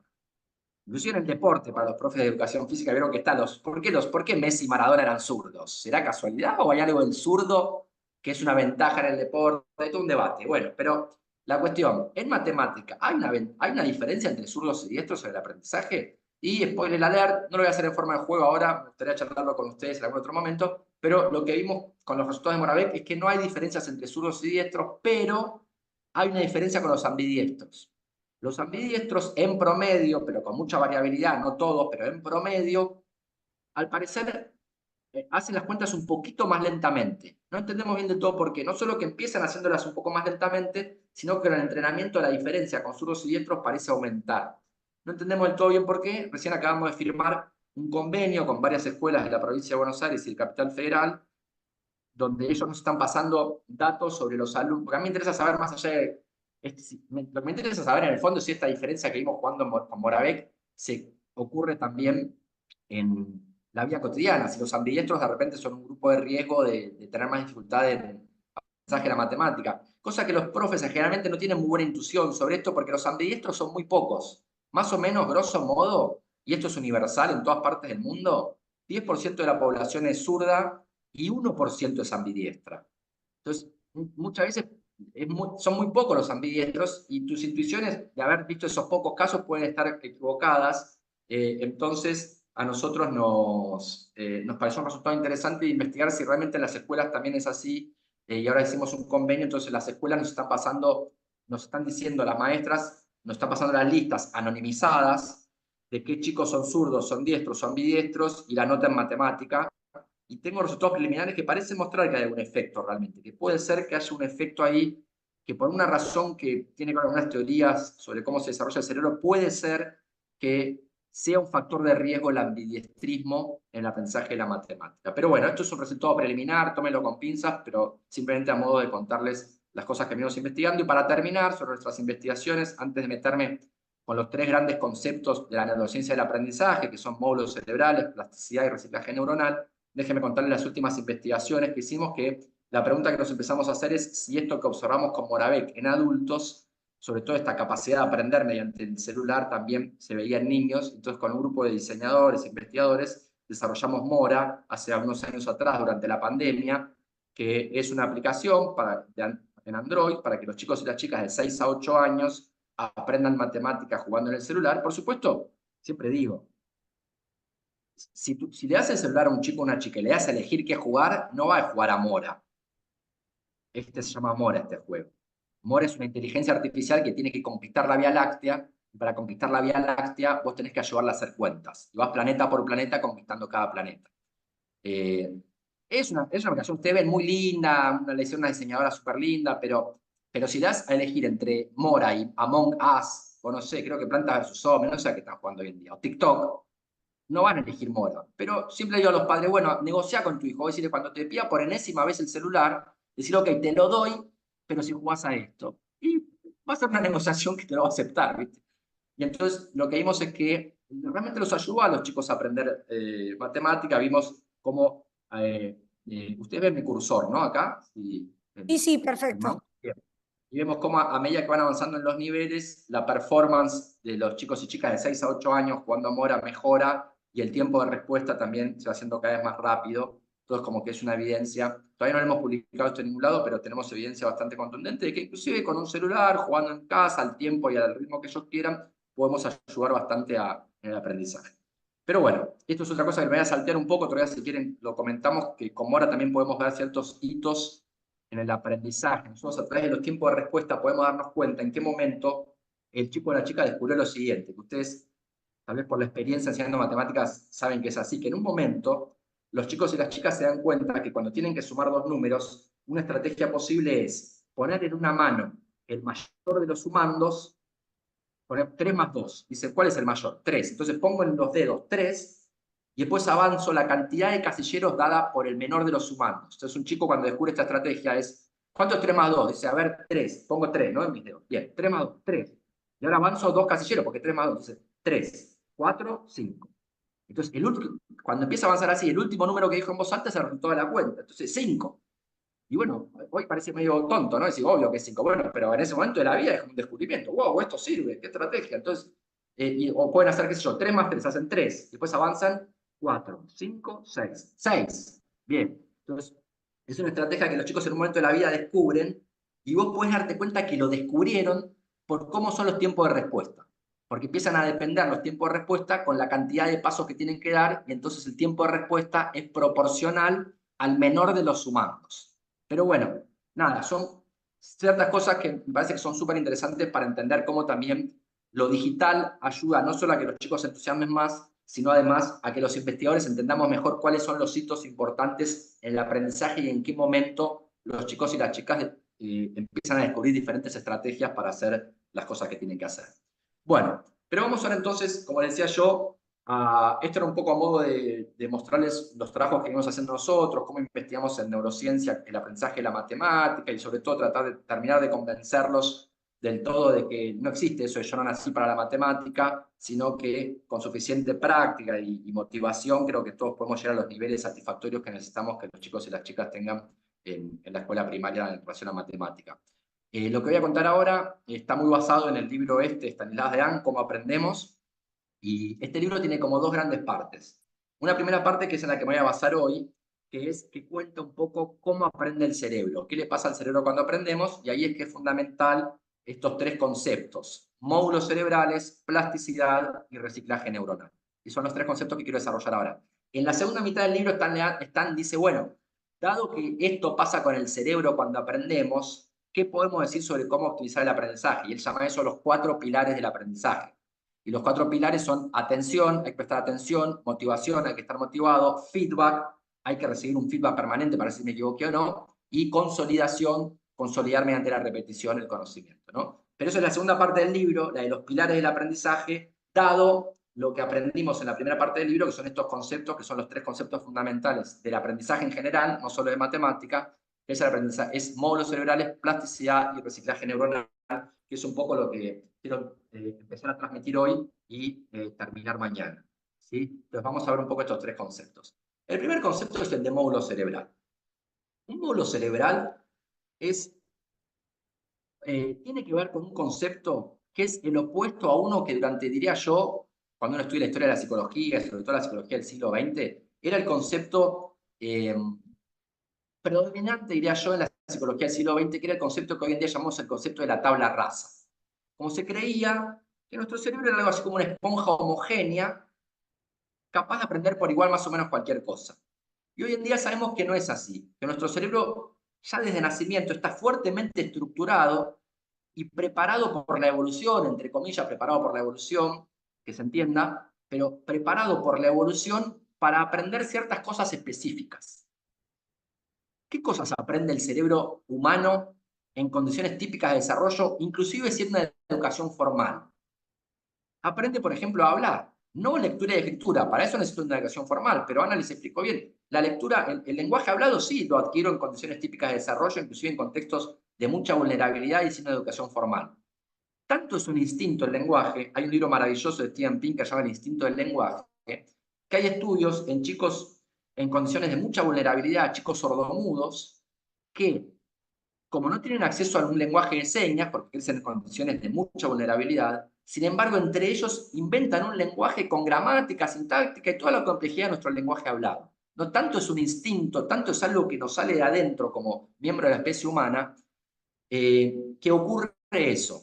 Y eso es posible porque tenemos ciertos módulos cerebrales. A algunos no les gusta la palabra módulos porque da la impresión de que son cosas localizadas en lugares específicos del cerebro. Un módulo puede estar distribuido en el cerebro, ¿no? Entonces puede ser una red neuronal, pero llamamos módulos, o a uno dicen features, características, no importa la palabra. El concepto es que nuestro cerebro no es una tabla rasa. Existen ciertos módulos que están desde nuestro nacimiento, arquitecturados por nuestros genes para ciertos aprendizajes específicos. En ese sentido, hay una frase del libro El instinto del lenguaje, de Steven Pinker, que es una pregunta retórica, por supuesto, que es: ¿son las arañas expertas en geometría? Y por supuesto la respuesta es que no.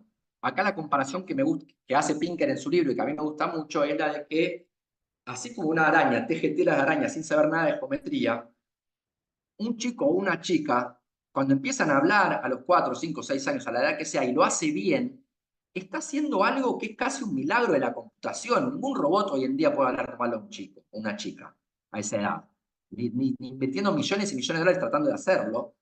Y eso no es, y encima el cerebro de un chico gasta 2 watts de energía. O sea, hoy en día hay grandes modelos de lenguaje como ChatGPT que pueden hablar, igual no hablan como un ser humano, hay un montón de debates al respecto, pero digamos que hablan bien. Bueno, pero son computadoras gigantes con un gasto de energía gigantesco. El cerebro de un niño gasta 2 watts, o sea, una lamparita como la que tengo acá arriba tiene 100 watts. El cerebro de un humano gasta 2 watts, o sea, muy poca energía. Con muy poca energía logra hacer cosas que son increíbles, como hablar, y hablar bien, con sintaxis, con gramática, ¿no? Pero ahora eso no es fruto de una sagacidad o una inteligencia más general del niño o la niña. Es fruto de que es miembro de la especie humana y entonces habla sin saber cómo lo hace, pero lo hace bien, como las arañas tejen tela de araña sin saber de geometría.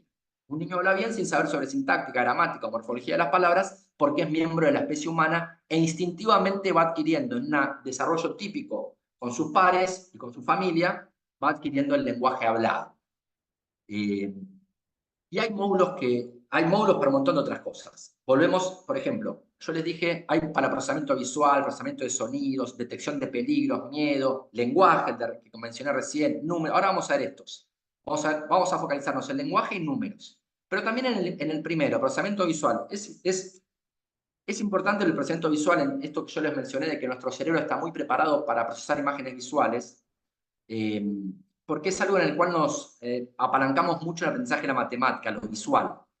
Y tiene que ver, nuestro cerebro tiene un tercio de nuestro cerebro, toda la parte de atrás del cerebro, lo que nosotros llamamos corteza occipital, toda esa parte del cerebro se dedica a procesar imágenes visuales. Todo lo que entra por los ojos va a través del nervio óptico, esa información va a la parte de atrás del cerebro, a la corteza occipital, y ahí se procesa la información visual. Y es de lejos el sentido que tiene más pedazos del cerebro dedicado a procesarlo. Y esa es la explicación, el correlato neuronal, de por qué nuestro cerebro es tan bueno en lo visual y por qué le cuesta menos procesar y recordar información visual. Porque tenemos un tercio del cerebro dedicado a eso. ¿Por qué tenemos un tercio del cerebro dedicado a eso? Porque evolucionamos en praderas africanas bañadas de sol, como especie humana, donde quien podía ver bien tenía una enorme ventaja de sobrevivencia y reproducción. En otras palabras, quien veía al león desde lejos decía ¡león! Salían todos corriendo, y los que no eran canapés de león. Entonces hubo una presión evolutiva muy grande para que se desarrolle un módulo del cerebro que es especialista en recordar y procesar imágenes visuales. Y eso entonces es un módulo muy específico del cerebro. De hecho es el módulo, les diría que el más estudiado y entendido del cerebro humano. Cómo procesamos imágenes visuales. Hay muchísimos trabajos muy interesantes sobre cómo eso ocurre, inclusive hay algunos investigadores argentinos que tienen un rol bastante protagónico en esas investigaciones que se hacen hace tantos años. Pero eso es uno de los módulos que tenemos. Tenemos también módulos cerebrales para aprendizaje de la lengua hablada, como les contaba recién. Hay algunas áreas más famosas que otras, la de Broca, la de Wernicke. La de Broca, por ejemplo, está asociada a la producción de lenguaje. Las personas que tienen, tal vez ustedes conocen a alguien que tenga afasia, una persona que tiene un derrame en el área de Broca, en el cerebro, aunque entiende perfectamente bien el lenguaje, no lo puede producir. Como que cuando va a hablar, tiene esa sensación que tenemos todos nosotros cuando tenemos la palabra en la punta de la lengua. ¿Vieron? Como que no les sale, pero son módulos cerebrales asociados a poder adquirir un lenguaje en condiciones típicas de desarrollo. Esto muchos de ustedes lo saben o lo intuyen, es algo que ya en la cultura popular se sabe más. El hecho de que nuestro cerebro está especialmente preparado para adquirir un lenguaje. Muchos en el profesorado estudiaron a Noam Chomsky, que en la década del 50 fue medio fundador de la neurociencia cognitiva, de las ciencias cognitivas más en general, y fue la persona que propuso en ese momento que tenía que haber algo así como una gramática universal de nacimiento, porque si no, no se podía explicar cómo un chico o una chica adquiría tan rápidamente el lenguaje, ¿no? Entonces esto es algo que, como es desde la década del 50, y Chomsky es un tipo intelectual muy conocido en el mundo, es algo que se ha enseñado en los profesorados, y mucha gente conoce la gramática universal, ha escuchado hablar, acepta más fácilmente que existen módulos cerebrales que están relacionados al aprendizaje de la lectura y al aprendizaje del lenguaje hablado. Y pocos conocen que también, y esto creo que es más sorprendente para quienes no lo conocen, y está asociado a la discalculia, porque hoy en día sabemos que las personas con dislexia, la mayoría, hay muchos tipos de dislexia, pero la mayoría tienen que ver con algún tipo de desarrollo atípico en estas áreas del lenguaje. Es mi caso. A mí al área para el lenguaje es necesario procesar bien los sonidos, y yo, como les dije al principio, a mí me cuesta procesar la T y la D, las veo muy parecidas. Y entonces eso es algo que sabemos hoy. Y algo parecido pasa con la discalculia, en el sentido que hay algo que poca gente sabe, en los profesorados a veces ni siquiera se enseña, y es que tenemos módulos cerebrales también que evolucionaron para procesar cantidades, números. Que es una parte, esto está muy bien explicado en este otro libro de Stan Dean. Quien propuso esta idea, que en la década del 90 pareció una locura, fue el propio Stanislas Dean, que tiene este otro libro, El cerebro matemático, que también recomiendo mucho. Tenemos la suerte de que el siglo XXI lo tradujo al castellano, y es un libro donde se cuenta un poco todo esto de cómo él descubrió y cómo se le ocurrió la idea de que así como nuestro cerebro tiene módulos cerebrales especialmente preparados para entender el concepto de el lenguaje hablado, tiene módulos cerebrales especialmente preparados para procesar cantidades de forma rudimentaria e instintiva, sin entender cómo lo hacemos. Como un chico habla sin entender cómo lo hace, puede discriminar cantidades, y ahora voy a contar unos experimentos sin saber del todo cómo lo hace, y hoy en día sabemos que esa capacidad está muy asociada a un área muy específica del cerebro. Es un área que está en los dos hemisferios cerebrales, bien en el medio del cerebro, se llama parte horizontal del surco intraparietal. Tenemos un surco en la corteza parietal, en el medio del cerebro, y la parte horizontal de ese surco, que tiene unos 2 centímetros de grosor más o menos y de largo, es la parte que desde que nacemos empieza a procesar cantidades en los estímulos que recibimos. Y lo que le permite incluso a los bebés poder hacer ciertas tareas que involucran comparación de cantidades. Por ejemplo, hay unos experimentos que ya han sido replicados varias veces, donde vos agarrás bebés neonatos recién... Esto, en primer lugar, espere, vuelvo atrás un poquito. Esto sabemos que existe no solo en los animales humanos, o sea, en los humanos, sino que también en animales no humanos. Todos los mamíferos prácticamente tienen módulos cerebrales homólogos a este. Vos podés entrenar a un perro o a un mono para que después de 3 o 4 obstáculos, no mucho más que eso, tampoco le pidas que cuente hasta 16, pero para que después de 3 o 4 obstáculos doble a la derecha y encuentre una recompensa, por ejemplo. Y vos cambiás todo, cambiás la distancia entre los obstáculos, cambiás el color, cambiás el tipo de obstáculo. Lo único que no cambiás es que hay 3 o 4. Y el perro, el mono, hace bien la tarea, como si de alguna forma rudimentaria estuviera también estimando cantidad y contando. Y esto inclusive sabemos que lo hacen utilizando partes de su cerebro que son las mismas que los humanos utilizamos para procesar cantidades de que somos muy chiquitos. Hay experimentos que muestran, por ejemplo, que un bebé neonato recién nacido, a esto iba antes, si vos lo ponés frente a una pantalla, tiene 2 o 3 meses el bebé, y le ponés frente a una pantalla y le haces mirar muchas imágenes que tienen, hay muchas imágenes una tras de otra que tienen 3 elementos, por ejemplo, ¿no? Entonces tienen 3 elefantes, pues 3 pelotas, no sé, 3 muñecas, lo que sea, vas mostrando. Y en la imagen cambia todo, cambian los elementos, cambia el brillo, cambia el tamaño, cambia la disposición de los elementos, pero siempre hay 3. Lo único que tienen en común esas imágenes es que hay 3. Decimos que la numerosidad de la imagen es 3. Bueno, el bebé mira un rato y después un rato se distrae. Pero si de repente aparece una imagen con 4 elementos o con 2 elementos, el bebé vuelve a mirar más o succiona más el chupete, que es la otra forma que tenemos de saber qué le interesa a un bebé. De tal forma que, inclusive desde muy chiquitos, desde que somos bebés, parece haber una parte del cerebro que se dedica de forma instintiva y rudimentaria a procesar las cantidades de los estímulos que va recibiendo. Y es lo que le permite al bebé, a los humanos en general y a los animales no humanos también, tener estos comportamientos donde claramente, aunque de forma inconsciente y rudimentaria, están procesando la cantidad. Tampoco es difícil entender por qué fue una ventaja evolutiva, ¿no? Porque si vos, no sé, sos un león y de repente hay un lugar donde hay 3 o 2 cebras y vos tenés que ir a cazar, las cebras, unas pueden estar más lejos, más cerca, o sea, las puedes ver más chicas, más grandes, pues, puede ser que tengan formas diferentes, colores diferentes, pero para el león es importante entender que acá hay 3 y que acá hay 2, para ir a cazar donde hay 3. Entonces también el león, de forma rudimentaria, se nota que está de alguna forma computando la cantidad de los estímulos para poder guiar su comportamiento e ir a cazar donde hay 3 y donde no hay 2, ¿no? Entonces, no es tan alocado pensar que hubo una presión durante la evolución para que aquellos cerebros que pudieran procesar cantidades sobrevivieran y se reprodujeran más que los cerebros que no podían hacerlo. Y esta es la razón evolutiva, decimos, de por qué existen módulos cerebrales en los seres humanos que se dedican a procesar cantidades. Este módulo que se dedica a procesar cantidades nos permite tener cierta idea intuitiva de lo que es un número, y sobre este módulo cerebral es que nosotros nos vamos a parar y que nos paramos para aprender matemáticas. Cuando un chico o una chica, después vamos a hablar un poco más mañana en profundidad con esto, y hay una analogía inclusive con la conciencia fonológica del lenguaje, pero cuando un chico o una chica empieza a aprender matemática, la parte del cerebro que se empieza a conectar con otras partes del cerebro es esta. Es la parte asociada al sentido del número. ¿No? Es la parte del cerebro que desde que somos muy chiquitos se activa cuando el cerebro tiene que computar algo que tiene que ver con cantidades.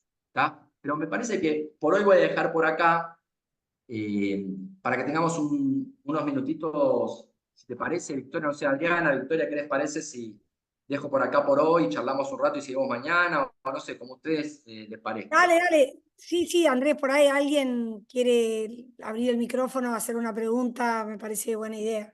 Nos quedan 10 minutitos. Claro, dale. Alguien que rompa el hielo.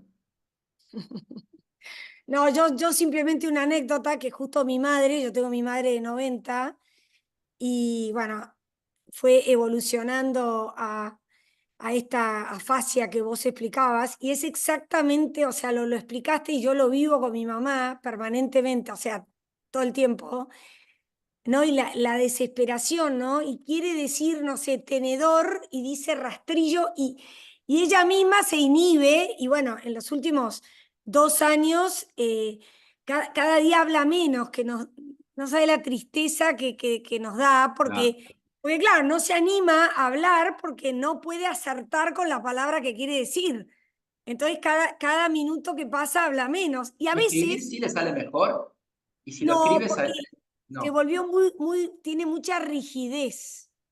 claro, Entonces claro, no, pero claro. lo sorprendente, que por eso yo, bueno, nada, te escucho y también leo atentamente sobre esto, ¿no?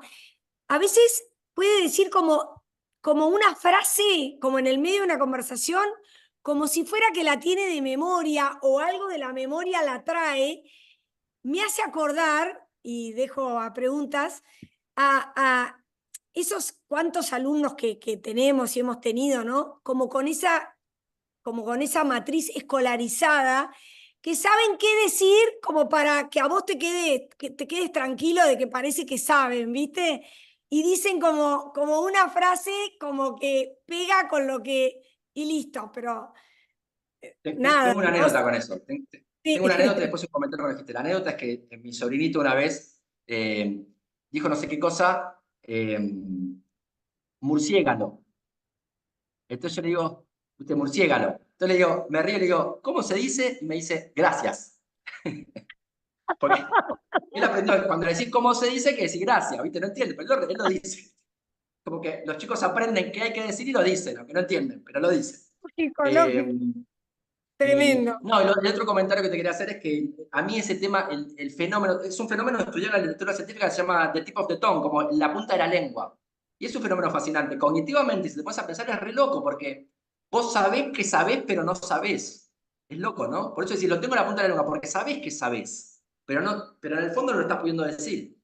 ¿No? Entonces es un fenómeno bastante estudiado en laboratorio, a mí me parece bastante fascinante. Yo tengo una investigación publicada sobre un fenómeno que yo parecido, que en el paper que publiqué le di un nombre medio pomposo, que es detección inconsciente del autoengaño, pero yo lo explico en criollo, digo, es el fenómeno acabo de decir una boludez, que a mí me parece muy loco, porque es el fenómeno que a todos nos ha pasado, que es el siguiente.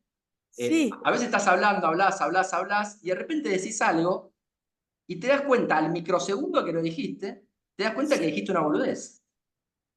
Y eso, aunque nos pasa a todos, si te pones a reflexionar es re loco también. Porque si lo dijiste vos, ¿quién lo está analizando? ¿Vos también? Sí, vos también. Es como que todos somos dos personas. Somos una persona que habla y otra persona que en el fondo está analizando lo que vos mismo estás diciendo, ¿no? Hay un filósofo, Daniel Dennett, que dice que no nos comunicamos solo para comunicar lo que pensamos, sino para conocerlo. Porque dice, ¿cómo puedo saber lo que pienso hasta que no lo digo?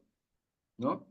Entonces, nada, también son fenómenos como parecidos, el fenómeno el fenómeno en la punta de la lengua y el fenómeno acabo de decir una acabo tontería, y de... tiene que ver con el funcionamiento loco del cerebro, que hay como dos yoes adentro, un yo que se expresa, que habla, que se mueve, y un yo que está neuróticamente analizando todo eso que el otro yo hace o dice, ¿no? Totalmente. Pero Bueno, a bueno, ver, David, nada. tenemos perdón, ahí David la mano levantada y tenemos una sí, pregunta de Laura. se puede activar el micrófono. David, podés activarlo vos, ¿eh? Sí, Ahí sí, sí. está, La pregunta de Miguel, Laura es, ahí está. ¿cómo puedo lograr que memoricen las tablas, lograr construirlas, pero les cuesta memorizar canciones, listas? Y ahora lo escuchamos Y a David. bueno, Laura por el chat. es una. Sí, no, esa respuesta. A ver, yo no tengo una respuesta precisa para eso, pero vamos a trabajarlo mucho. Y yo creo que un poco dije algunos consejos, tienen que ver con facilitarle la memorización con las tablas. Después, cualquier cosa que pueda hacer así En un momento, ¿se acuerdan que Elegante quiso sacar una canción para que los chicos aprendan? Que estaba bien, qué sé yo, Elegante es un coleado, es un tipo con todas las contradicciones que un ser humano puede tener, Elegante las tiene. Pero en un momento como lo habían criticado, porque hablaba, bueno, vino los reggaetoneros que hablan que son una bestia. Dijo, sí que me critican, ahora son una música para que los chicos aprendan la tabla de multiplicar. Hizo un reggaetón que era la tabla de multiplicar. Y para mí está bien, qué sé yo, si eso sirve, usalo, está buenísimo, ¿viste? Como que... Y después, por supuesto, hay mucho lo visual, el andamiaje visual sirve,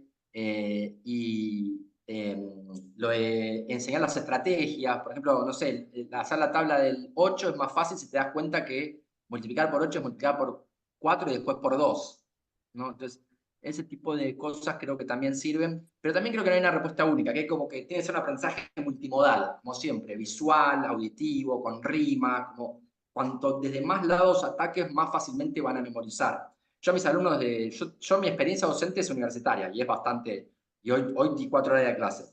Y yo le decía a mis alumnos, chicos, esto aprendan de memoria, o sea, lo siento mucho, es duro, la vida es dura, no es fácil, pero hay cosas que te vamos a pedir que te memorices. Y yo la tabla multiplicar tiene mala fama el aprendizaje de memoria, pero en el fondo, tenemos que usar estrategias no para que no memoricen, sino para que lo hagan de forma un poco más lúdica, si querés. Pero a memorizar van a tener que memorizar, ¿no? Pero bueno, eso, Laura, perdón si no tengo una respuesta así concreta, pero creo que va por ese lado. Perfecto. David, y creo que Adriana también tenía la mano. Bueno, Laura, no sé si es otra Laura, así que sí, David y Laura estamos en las preguntas. Bueno, primero saludarles, no sé si se escucha bien. Perfecto, David. Bueno, gracias Andrés, te he visto en algunas charlas y videos. Yo no tengo nada que ver con las matemáticas directamente, porque soy profe de educación física y por una invitación de Lupe y de Julieta, estamos sentados en esta mesa y la verdad que agradecido. Tengo, a partir de un ejemplo de uno de mis hijos, que particularmente no aprendía como todos los otros, como todos nuestros otros hijos, necesitaba sí o sí imperiosamente el movimiento y sobre todo lo descubrimos gracias a las matemáticas, porque él, por ejemplo, para hacer operaciones de suma, lo que hacía era utilizar las baldosas arriba del skate, con la panza apoyada, suponete, hacía 5 más 3 y avanzaba 5 y después avanzaba 3 y decía 8, porque tenía una regla al costado. Entonces, claro que eso a él, entiendo yo por lo que dijiste, lo emocionaba o lo motivaba mucho, pero porque estaba enlazado a un movimiento, a una motricidad. Y mi pregunta concreta es, porque se nos ocurrió con Guadalupe y con Julieta, pensar algunas actividades concretas que tengan que ver con la educación física. Sobre todo esto se me despertó siempre por el tema que decías acerca de los módulos cerebrales. Nosotros trabajamos la visión periférica y sabemos que los músculos, por lo estudiado, tienen muchos pares, que los ojos tienen muchos pares de músculos que hay que entrenar y ejercitar. Entonces, estamos pensando en algunas fichas que colaboren o que generen ambientes propicios para esto que hacía mi hijo en Colorado en cuanto a apoyarse en las motricidades y en el movimiento y en las emociones. No sé si se puede decir que estamos interpretando correctamente para poder sentarnos en esta mesa de las lenguas y las matemáticas. No, sí, a ver, a mí me encanta la idea, contá conmigo. Me encanta lo de mezclar educación física y aprendizaje de la matemática, maravilloso. O sea, y te ayuda a publicar el paper después si querés. Me encanta. Y creo que sí, que es por ahí, es buscar todas las estrategias, porque todos somos diferentes, cada uno aprende diferente. Obvio que yo a un docente le digo, che, tenés que individualizar el aprendizaje, me dice, sí, pará, yo tengo 40 alumnos todos los días, anda, individualizalo vos. Entonces, siempre tomo con cuidado este consejo para no tampoco sobrecargar de trabajo a los docentes, pero también pienso que eso es re verdad, que en la medida en que yo pienso que la escuela del futuro va a ser un poco así. Hay menos alumnos por docente y el docente tiene una capacidad mucho más de focalizar el aprendizaje individualizado de cada estudiante, ¿no? Y pienso que eso es completamente así. Lo que vos contás de tu hijo es maravilloso porque es un ejemplo perfecto de cómo cada chico tiene su forma de aprender. Y por eso creo que en esa escuela del futuro va a haber un abanico de posibilidades de aprendizaje para cada chico. Y también decirte que en estos métodos que estamos desarrollando hay toda una parte de motricidad fundamental que tiene que ver con cómo dibujo los números y que tiene que ver mucho con la memoria motora, que es fundamental también para poder después conceptualizar la matemática. Entonces me resuena todo lo que decís y me parece perfecto y está buenísimo. La verdad que me hiciste pensar porque no vi papers o artículos de profesores de educación física con los de matemática haciendo actividades que puedan ayudar en el aprendizaje de la matemática y sería maravilloso poder hacer algo así, me encanta la idea. Andrés, Andrés, complemento a lo que estás diciendo. David, nosotros obviamente en los cuadernillos usamos la recta y aprender a sumar saltando hacia adelante y aprender a restar saltando hacia atrás en la recta. Y también en las guías docentes, cuando presentamos el tema al docente y le presentamos la idea de que active el cerebro para el nuevo contenido, muchas veces damos la opción de si podés mover a tus alumnos, si es posible el movimiento, que es un poco lo que dice Andrés, por ahí son 35 y te estoy diciendo sacaros a todos y bueno, ya sabemos que se fue la mañana. Entonces, bueno, distintas formas de activar el cuerpo para poder comprender eso que... Así que sí, y tenemos el desafío, David, con ustedes y con Lupe. Tenemos algunas ideas, pero bueno, en esta vorágine las vamos a tener que plasmar. Nosotros en la guía docente, que igual lo vamos a contar más el viernes, hay QRs y en esos QRs vamos a estar complementando con información. Y una de las ideas es poder plasmar estas ideas para la educación física y que se puedan multiplicar en las escuelas. Pero bueno, vamos paso a paso. Primero lograr el primer paso y ahí lograr eso. Y bueno, y ojalá que sí, que podamos seguir adelante con esto. Está Laura, Muchas gracias. está Raúl con la mano levantada. Nosotros, yo, David, les hago hacer mucho, cuando a las chicas algo no les sale, les digo, bueno, vamos a hacer mate gym. Bueno, y el mate gym es que lo hacen o saltando o haciendo jumping jazz, o sea, siempre buscamos algún tipo de ejercicio de educación física y con eso sacar la cuenta. Entonces a veces es dar pasos, correr, saltar, bueno, distintas actividades y bueno, y mezclamos y se ríen las chicas porque les digo, bueno, hoy mate gym, vamos a hacer las cuentas de esa forma.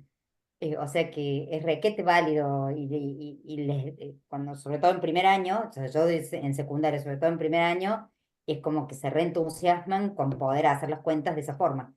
O a veces es con la piola, bueno, una va a decir una tabla, por ejemplo, de multiplicar, y la que le toca saltar tiene que saltar el resultado de la tabla. Bueno, y es como que es una manera de jugar y de incentivar, y bueno, la profe de educación física se ríe porque dice, bueno, nos colaboramos mutuamente, entonces hacemos por ahí clases compartidas en las que hacemos mate gym. Buenísimo, buenísimo. Bueno, Laura, me parece que estabas vos y después Raúl. Sí, hola, Laura buenas Carreño. tardes. Laura Carreño, sí, de 816.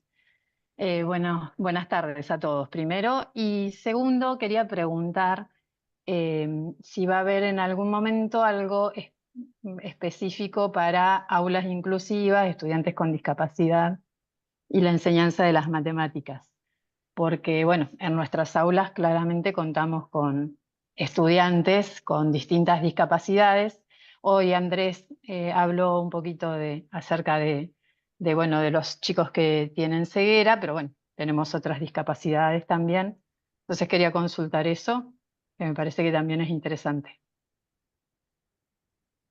Nosotros, Mira, no sé si le puede... no sí, sé Lupe, dale, dale. si Victoria... No, por ahí Andrés es el especialista convocado para hablar. Eso más que nada está respondiendo a cuestiones del plan integral de alfabetización. Entre nosotros ahora está la directora de Educación Especial que viene participando con el equipo y trabajando con un montón de recursos. Y viene Victoria también acompañando y el equipo de Ana, todas estas elaboraciones. Así que sí, se está trabajando y está todo pensado. Por ahí Miriam, por ahí te veo ahí. Y estos planteos también, comentar que surgieron, Miriam no me va a dejar mentir, surgieron en los primeros encuentros también, cómo se trabaja, desde qué lugar se trabaja, cómo se van a abordar determinados materiales. Bien, no, mi pregunta justamente porque es una inquietud por ejemplo, yo trabajo en los profesorados y es una inquietud muy grande que surge en los estudiantes de cómo trabajar matemática con estudiantes con discapacidad. Ahora en los nuevos diseños acompaña una MAI la práctica profesional docente, pero bueno, también saber cómo abordar el plan de alfabetización, por eso preguntaba. Gracias igual. Sí, sí, en el plan de alfabetización está contemplado, hemos venido trabajando desde un principio, las estrategias que acá se plantean acerca de lo lúdico y diversificar de algún modo la propuesta, tienen que ser estrategias propias para el trabajo con aulas diversas, y bueno, y desde ese lugar en las guías también que estuvimos trabajando y preparando, hay muchas ideas, intervenciones para el trabajo con la diversidad. Lo importante es, de alguna manera, no dejar de probar estrategias, ¿no? Tenemos que seguir interviniendo, ¿sí? Como docentes, probando distintas estrategias, a veces bien lo sabemos, el trabajo con el material concreto, son las estrategias propias para que los chicos puedan apropiarse del mundo de la matemática. Y no tener miedo, siempre tratar de avanzar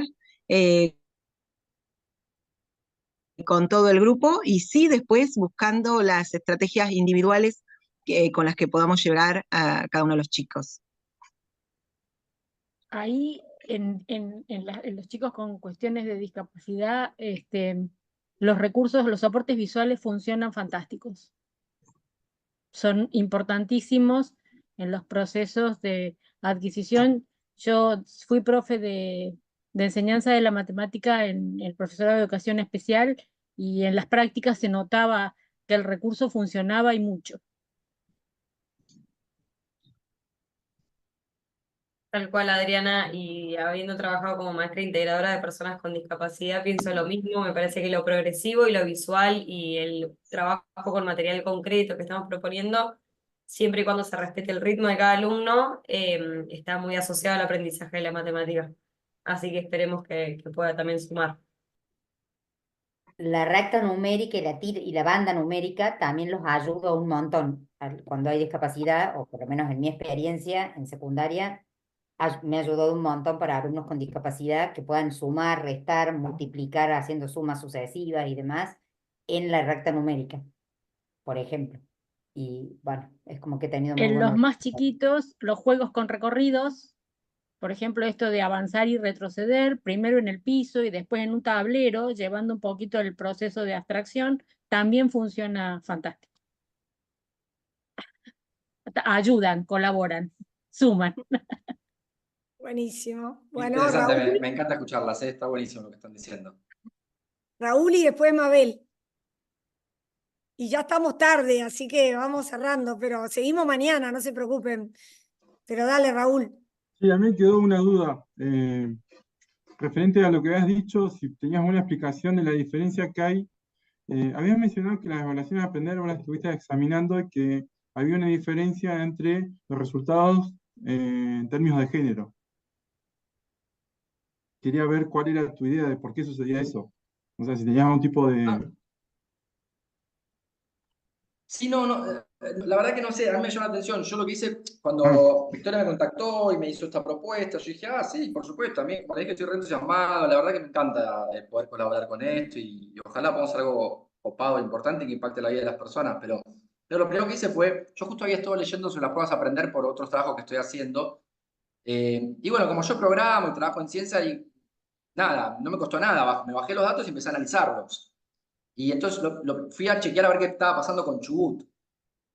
Entonces, lo primero que me sorprendió fue esto que te digo. Lo primero que miro fue que de las 24 provincias, Chubut era la segunda con peores resultados. Yo dije, pero si Chubut, pero... Entonces me bajé una lista de la PBI per cápita de provincia y me di cuenta que Chubut es la octava provincia. O sea, hay provincias más pobres, pobres en el sentido de PBI per cápita, con esa definición de pobre. PBI per cápita en Misiones, Formosa, Salta, Jujuy, son provincias que en principio tienen menores niveles socioeconómicos que Chubut. Entonces, ¿por qué a Chubut ha ido tan mal? Más allá de eso que todos sabemos, de las pocas clases que tuvieron. Pero dije, pero espera, porque que las provincias en promedio tengan menor nivel socioeconómico no quiere decir que quienes hicieron las pruebas a aprender sean representativos de la provincia. Entonces lo que hice fue, a partir de los propios datos brindados por las pruebas a aprender, que te dan un índice de nivel socioeconómico de cada persona, vi cuál era el nivel socioeconómico de los chicos que hicieron las pruebas a aprender en Chubut y en el resto de las provincias. Y lo que noté es que los chicos de Chubut tenían en promedio, se ve por cómo se seleccionaron, y eso no sé por qué fue así, tenían en promedio nivel socioeconómico menor que el de provincias como Jujuy, Misiones o Salta, provincias en principio con menor nivel socioeconómico. Y cuando te fijas, quiénes fueron los chicos de Chubut que hicieron la prueba aprender, y ves cuál fue su nivel socioeconómico, es la provincia con tercer menor su nivel socioeconómico dentro de las pruebas aprender. O sea que el resultado de las pruebas aprender de Chubut en relación a las demás provincias argentinas es lo esperable. No es que es lo esperable dado el nivel socioeconómico de quienes hicieron las pruebas. ¿Se entiende esto? Entonces, en ese sentido dije, bueno, esto es una buena noticia en un sentido, porque tal vez Chubut, en relación a las demás provincias, yo pienso que la educación argentina está muy mal en general. Lo podríamos charlar 1000 años, pero bueno, pienso yo, humildemente. Pero cuando vi esto de Chubut, lo primero que me salió fue esto, porque yo conocía la situación de Chubut, les soy completamente sincero. Pero después, cuando hice este control, me di cuenta que, bueno, que está bien, es lo esperado, dado que quienes hicieron las pruebas a aprender en la provincia de Chubut tenían menor nivel socioeconómico. Entonces dije, bueno, eso entonces quiere decir que Chubut, en relación al resto de las provincias, no está tan mal como uno podría creer frente a una primera mirada descuidada de las pruebas a aprender.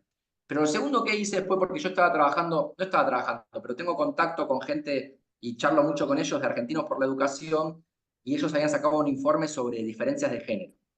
Entonces yo había estado justo trabajando con eso. Entonces dije, bueno, a ver en Chubut qué está pasando, y ahí sí me sorprendí, y esta es como la mala noticia, y es que Chubut fue la segunda provincia con mayor diferencia. ¿Qué es diferencia de género? Es puntaje promedio de los varones, menos puntaje promedio de las mujeres, dividido puntaje promedio total.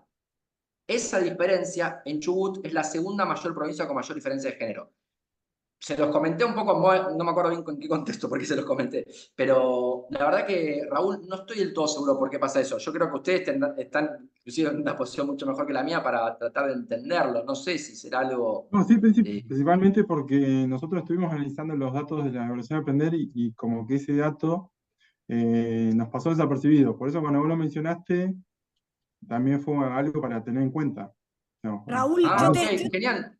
yo te puedo pasar el Si querés análisis. un día, una Sí. cosita, Victoria, nada más. Raúl, Sí. si querés un día quedamos y hacemos un Zoom los dos y charlamos. Me interesa ver qué análisis. Yo estuve haciendo algunos análisis, pero por supuesto me encantaría saber qué estuvieron observando ustedes, porque me parece que, nada, es valioso, ¿no? Ver un poco esos resultados. No, bueno, ahí Gracias. también creo que en general las apreciaciones han pasado por lo pedagógico y no por ahí por estos otros parámetros de comparación. Claro, capaz Que que a mí, claro, yo porque a justo mí, estaba por muy secado ejemplo, a pensar eso porque había estado claro, discutiendo eso. exacto, ha pasado mucho por lo pedagógico, por el rendimiento académico, por decirlo desde algún lugar, ¿no? Porque pasó con el proceso básicamente en matemática, pero no trabajamos con estos parámetros que tienen que ver con lo socioeconómico y lo generacional. Creo que bueno, es interesante y bueno, por ahí, yo que por ahí tengo recorrido en la provincia desde otro lugar, tengo como algunas apreciaciones en general, sobre todo con el tema de género. Buenísimo, me encantaría charlar con vos, Adriana, después con más calma, pero un último comentario relacionado a esto es que, de hecho, en el informe oficial del gobierno, que tiene 100 y pico de páginas, no sale el estudio de brecha de género. Eso recién se empezó a estudiar hace menos de un mes atrás, cuando la gente de Argentinos por la Educación empezó a analizar esos datos y empezó a analizar brechas de género. Y es por eso que yo también me metí en eso, porque había leído ese informe y por eso me puse a estudiar un poco eso. Y por eso cuando me apareció la propuesta de trabajar con ustedes a través de Victoria, es que lo primero que hice fue ir a ver esos programitas que yo había hecho para analizar esos datos, ver qué estaba pasando con Chubut, ¿no? Vamos a la pregunta de Mabel y cerramos porque estamos casi y cuarto, Sí, sí. nos van a matar. Sí. Dale, Por Mabel. favor. Sí, hola, buenas tardes. No, lo escuchaba Andrés y la importancia del abordaje desde la neurociencia me parece que en este momento, en este contexto particular, es muy relevante o sea, entender cómo aprenden los chicos y cómo aprenden los adultos para estar atentos. Yo lo escuchaba a Andrés y veía sus interacciones a través de la pantalla, y bueno, es lo que necesitamos para planificar clases y para llevar adelante reuniones de personal o reunión de equipos, para contagiar al resto y para tener presente esos momentos para que la gente aprenda. Escuché algo en una capacitación que vengo haciendo de neurociencia, en esto de que un trasero chato es un cerebro chato, ¿no? Y cuántas veces entramos a salones de clases y vemos los chicos aburridos. Por eso el aporte también que hizo el profe de educación física y el compañero, los chicos juegan y todo el tiempo enseñar de esta manera me parece que abre grandes posibilidades en nuestras propuestas. Buenísimo. Hago un comentario con esto nada más y después ya si quieren nos vamos porque me van a matar. Pero no, un comentario que me vino a la cabeza porque lo estuve pensando, porque yo doy clases universitarias y yo justo estuve charlando con otra profesora acá, porque yo hago algo que a ella le llamó la atención y me pidió si lo podía copiar. Le dije, obvio, boludo, copiame. Porque yo lo que hago es, inclusive con estudiantes de maestría, 30 pirulos, arriba de 30 pirulos, yo voy distribuyendo premios en forma de chocolate a los que responden bien. Y entonces, porque lo comento porque solemos pensar que lo lúdico es solo para los niños. Y te digo que no, nada que ver. O sea, los adultos también. O sea, todo se hace más llevadero y se incorpora más rápido si es lúdico. Y muchos docentes, cuando uno dice eso, te dicen, bueno, pará, yo soy docente, no soy un payaso. Dicen, no, está bien, no digo que tenés que ser un payaso, y no sos un payaso, pero hay un poco de poder contagiar entusiasmo, pasión, que sea más lúdico. Yo lo veo inclusive en los adultos, los estudiantes de maestría. Y acá en Ditela, yo doy clases en Ditela, que no me escuchen acá, pero es toda gente de plata, digamos, ¿no? Porque es una maestría de negocios y no sé qué. Todos tienen plata, y no es que no se pueden comprar un chocolate. Pero cuando yo se lo regalo, como que se divierten, y además, mi teoría es que además les gusta porque uno se controla cuánto chocolate comer. Pero si te comes un chocolate que te regalaron, lo comes sin culpa, porque te lo regalaron. Entonces voy regalando chocolates y eso les divierte. Te lo vamos a decir a Cormillot. Sí, claro. Bueno, si Bueno, pero le es por una parece, causa Lupe, noble, es por una causa noble. bueno, si les parece, Lupe, vamos cerrando por hoy. Mañana, misma hora, Dale. mismo canal. Y acá nos encontramos.